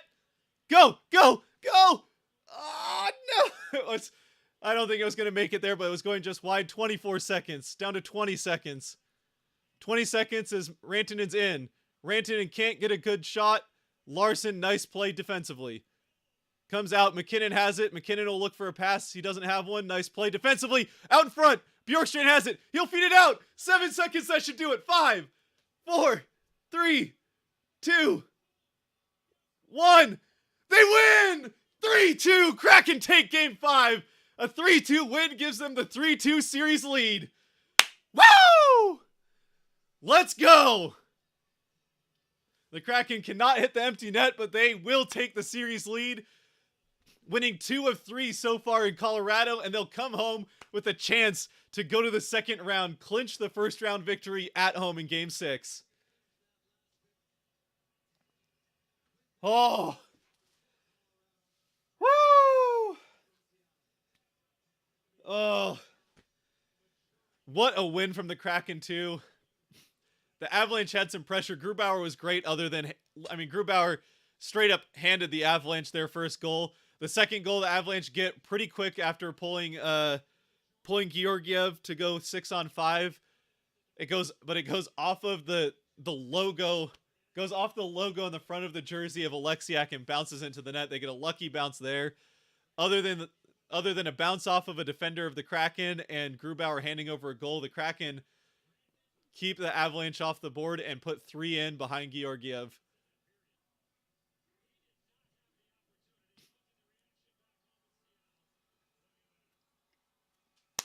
The Kraken will have a chance to win the series at home on Friday.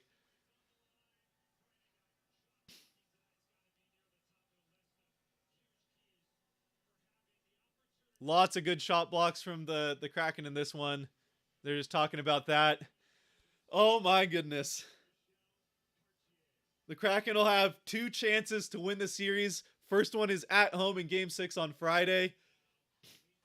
As the broadcast zooms in and focuses on Ty Cartier's family. Ty Cartier, his NHL debut coming up with the McCann injury. And Cartier scores doesn't end up being the game winner because Avalanche did get that second one. He puts the Kraken up 2-1 though there. Geeky with the first one gets it through the 5-hole off a rebound. Avalanche come back as Grubauer just kind of hands Rantanen a goal. McKinnon scores it, but it's bounced off of McKinnon into the net from Rantanen as Grubauer turned it over from behind the net. Couldn't get back in time. But then they come right back the other way. Eberle circles it around, passes it out to Cartier.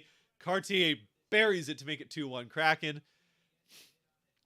Then eventually in the third, the Kraken make it 3-1 off of a Soucy shot tipped in by Yanni Gourde, who's being tied up in front of the net by Byram, but he gets the blade of the stick on it, goes in. And the Avs do get one back, bouncing one off of the chest of Alexiak and into the net with the extra man on the ice.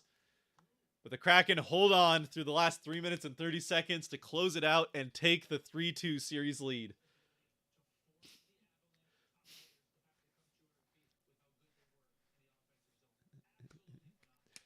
Let's go.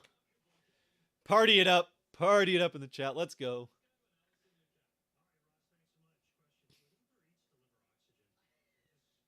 Will Uber Eats deliver oxygen? Let's go Kraken, get the empty net to seal it. Then weren't able to do that, but that's all right. Release the Kraken. Such a climactic ending. Hold on, fellas. Let's go. Woohoo. Smiley face from Laura. Kraken baby from Emp. Yes. Let's go. Let's go. Seattle wins game 5. Let's go. They need to close it out in 6. How sweet would that be to close it out at home? I have to be cheesy. Fear the deep. There you go. Thanks for the great show. Appreciate everyone who's joined. Appreciate everyone who's joined up to this point. The Kraken close out game 5, taking advantage of the 1-game suspension of Makar. They'll still unfortunately, Makar will be back for game 6, and the Kraken will probably still be missing McCann, unfortunately. But they pick up the big win in game 5, and now will have 2 chances to win the series. They only need one. Only need one of those. I know you're happy. Absolutely. Happiest yet. And I'll be even happier on Friday if the Kraken can close out the series at home.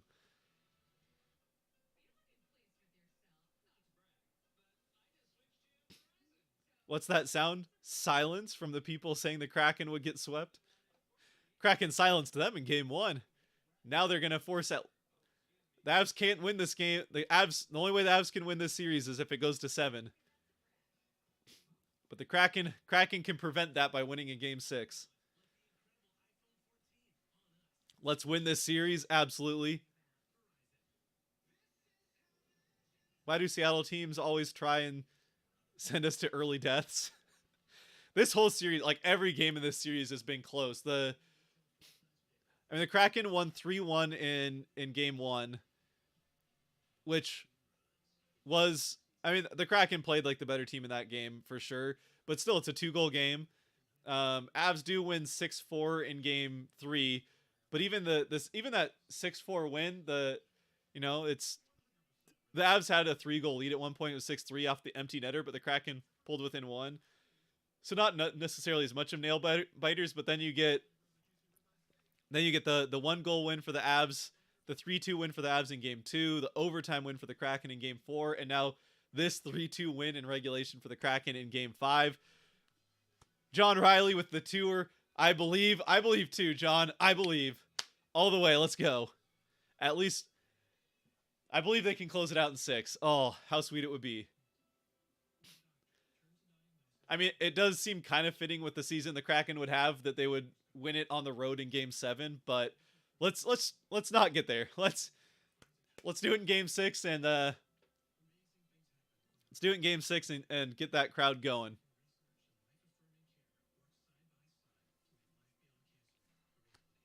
Are you going Friday? Yeah, I'll be there Friday. Be up in the cat hair in my mouth. Gross. Yeah, I'll be up there up in the box. Up in the press area. Let's go Kraken. Absolutely. Holy crap, I expected that Kraken to lose to the Avs. So did a lot of people, but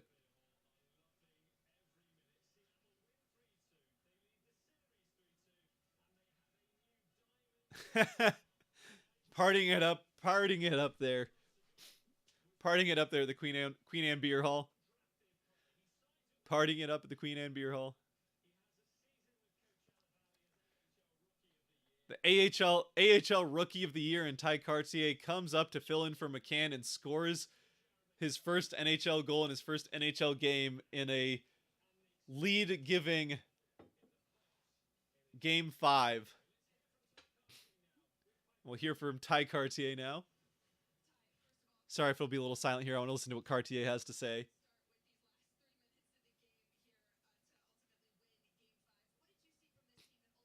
Butt Kraken no more. No, never the Butt Kraken. They just had to go get Shane Wright, that's all.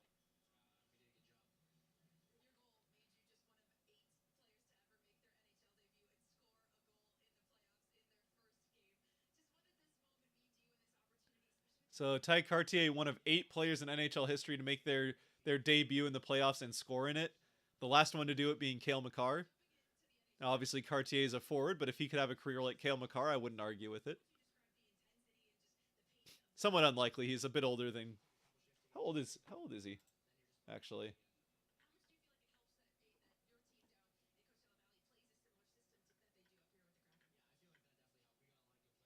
Cartier... Oh, Cartier is 21. Okay, so he's still pretty young.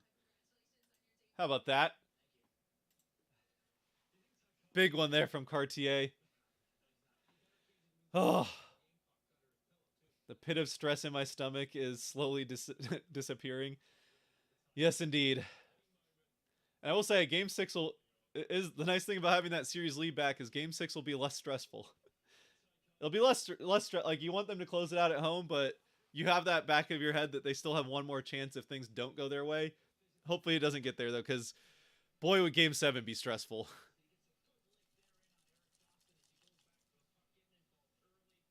Also having equals Kraken home game in the playoffs. Oh yeah, that arena is incredible in the playoffs. Those 2 games, the last 2 before this. Again, I don't think it's been louder. I don't know when it was louder, honestly, between the Beniers goal to have the 2 goals in 19 seconds to come back from down 3-1 to tie it 3-3. I don't know if that was louder or if Eberle's winner was louder. Probably Eberle's winner, but Eberle's game winner in Game 4. But yeah, I don't know. It's tight between the 2 of them. So it was what I guess what I'm trying to say there is it was quite the atmosphere to say the least in both games 4 and 5.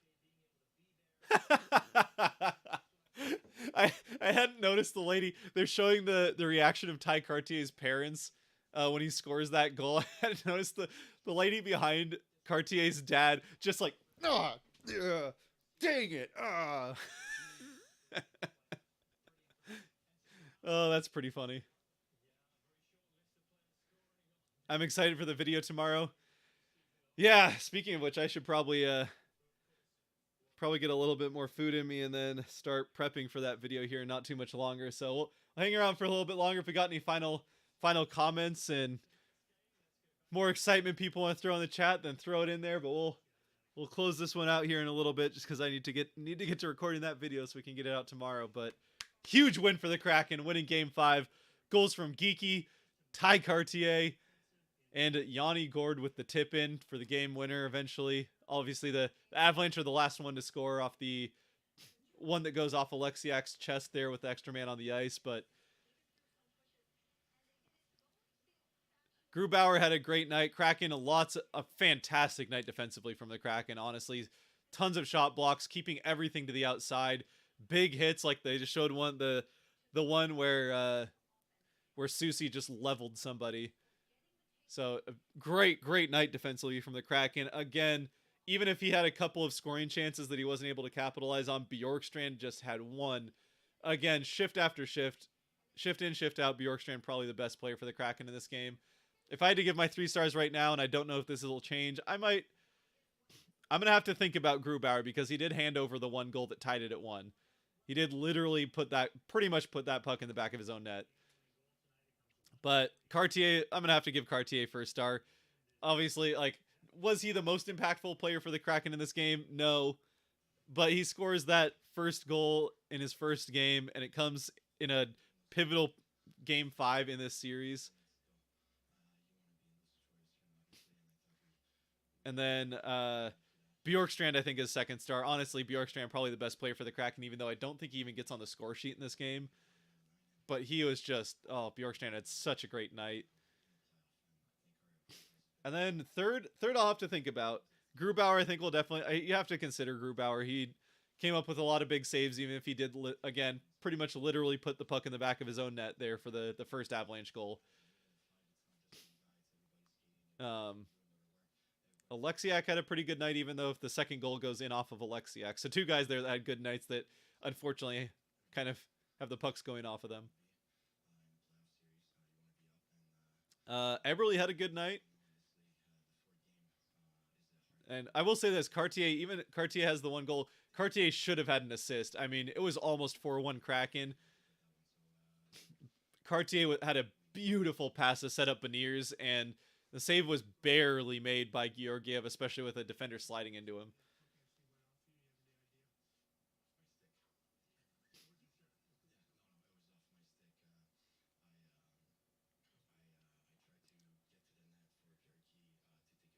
Yeah, no sea chickens either. Man, I'm excited for the video. I said that one. Let's go Kraken. Not in 6, sorry, or 7. It's just Avalanche fans trying to keep their hope alive that they can win the next 2. So you know what? If you're an Avalanche fan, you gotta believe in your team, right? You gotta believe in your team. After all, they are the defending champs. But we're hoping the Kraken do it in 6. Kraken have a chance to do it in 6. I will say my prediction for this series is already done. I already have to be wrong. I did say I thought if I had to put money on it, even if it wasn't what I was hoping would happen, if I had to put money on it, I had the Avs in 6, but it's not possible anymore. Thankfully, not possible anymore. Game 5 was so emotionally charged by the Ebbs scores. You should go to the same pose from the first Vegas win video. I'll have to look back at that one.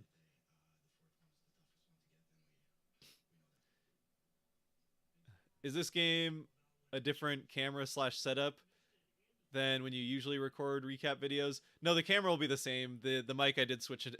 I did switch to a new mic. Yeah, I don't know what happened with the old one, but it was cutting in and out on me on the last video. So hopefully this one will make it all the way through. It'll be another exciting one though. So I will say that mic that I used for the last 2 years. So maybe it's just getting to the less reliable part of the end of its life. I don't know, but yeah, I switched to another one. It looks the same. It's the same type of mic. I had 2 of them, so I got the second one out, the backup. So hopefully I guess if it does have issues again, then it might be Audacity, which is what I use to record audio with, in which case I'll have to figure that out. But the good news is I won't be starting recording at like 12:30 at night, or actually like 1 o'clock almost when I started recording that last video, because of the overtime and it being a home game, and home games already mean that I'm home late. So many thanks for the stream. Thanks again for everyone joining. I appreciate everyone hopping in here, watching along, enjoying this game with us if you're a Kraken fan, or just joining and having fun with it if you're cheering for the Avalanche. It's all good too. Everyone's welcome. Just have to put up with everyone cheering for the team, cheering against you if you're an Avalanche fan, which is all good fun. What a game indeed. Thanks for the show. Rock and roll. Thanks for the show. Absolutely. We'll be back again if there's a game 7. We'll be back for another stream. Either way, we'll have one more stream, because either it'll be game 7 or it'll be a couple of streams to start round 2. The Kraken will get whoever wins Dallas and Minnesota if they make it past Colorado.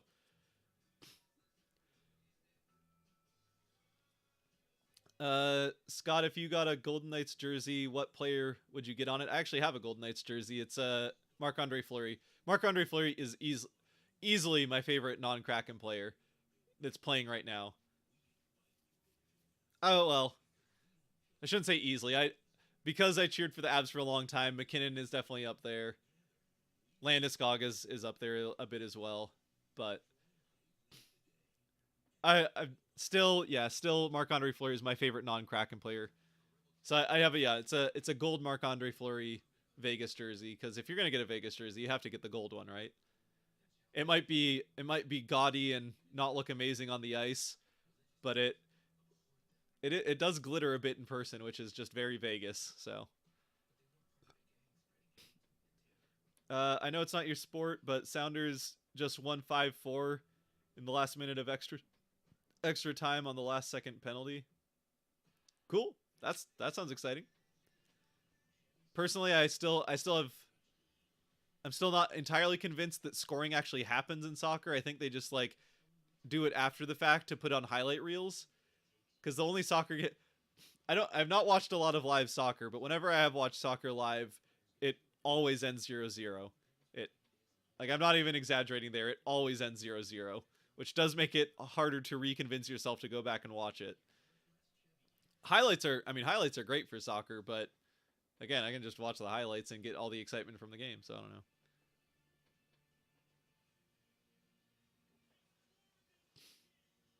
But good for the Sounders. Sounds like an exciting win, so hopefully most people are just watching the Kraken, but if you watch the Kraken and then jump over to watch the Sounders finish it off, then that would be a fun way to do it.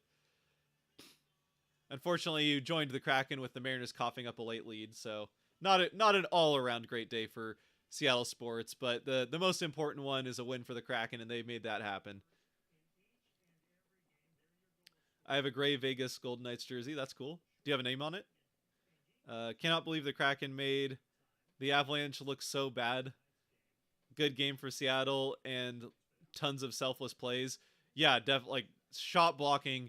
They mentioned it a couple of times. Tons of shot blocking for the Kraken. So big there. Um,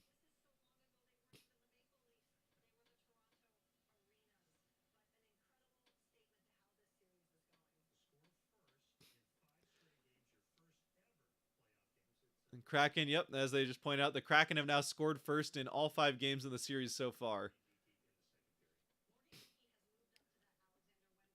Facts, I can't go 2 hours watching soccer for it to end 0-0. I have Marchment on my Vegas jersey. Oh, that's a good pick if you're gonna have a Vegas one. This was fun, thanks. Yes, indeed, and actually with that, appreciate everyone jumping in here. We got one more here. Was Avs probably wished they got the Wild in the 2023 first round Stanley Cup playoffs right now. Yep, and the Kraken have given them a lot. That having been said, the Avs have played pretty, or Avs, the Wild have played pretty well in that series, and Dallas is a good team. Dallas is a good team, so that's I mean, whichever team comes out of that series is gonna, it's gonna be the second series is gonna be a pretty good one, regardless of which two teams come out of Stars Wild and Avalanche Kraken. It's gonna be a good series.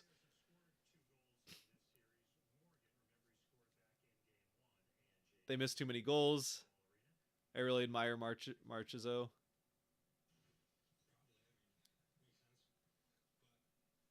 See you in round 2. All right. Again, with that, thank you very much, everyone, for joining the stream for the massive Kraken win, 3-2 to take the 3-2 series lead in Game 5 in Colorado. One last one here. Lego Rocks in here. Congrats on the win, man. I couldn't catch the game, but Cartier goal was dope. Absolutely, Lego Rocks. Thanks for joining here at the last second. Yeah, we're gonna have a party of a. It's gonna be a party of an R&R for sure. And that Cartier goal. I mean, that's what I said. I said at the time, if there's a Kraken player that I want to score in this game just for the fun of it, it would be Cartier, and he made it happen on the great feed from Jordan Eberle. So shout out Lego Rocks in here. Brings the quality Canucks and everything else content on his channel. So appreciate Lego Rocks jumping in. Hope for a better season for the Canucks next season for your sake, Lego. And not too good though. We still want the Kraken to be in the playoffs again next year as well, but maybe at least less of a constantly frustrating season for sure. Canucks fans deserve better than what that team has given them throughout a long time. But right now the Kraken are representing the Northwest well. We'll say that much.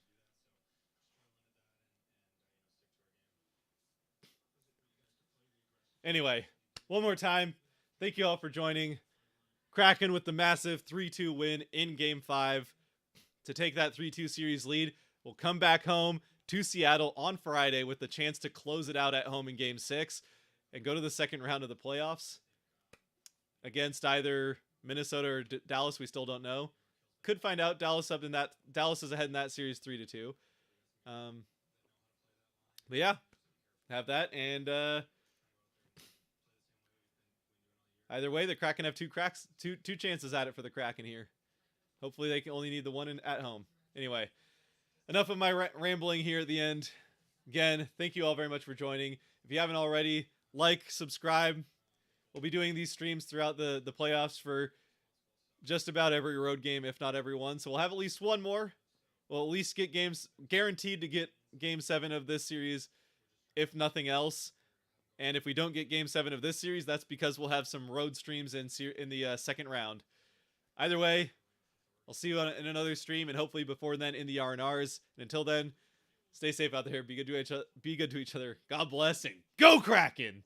Let's go. Now the awkward part where I hit end stream and it still does some recording for a few more seconds, but I'll see you in the R&Rs.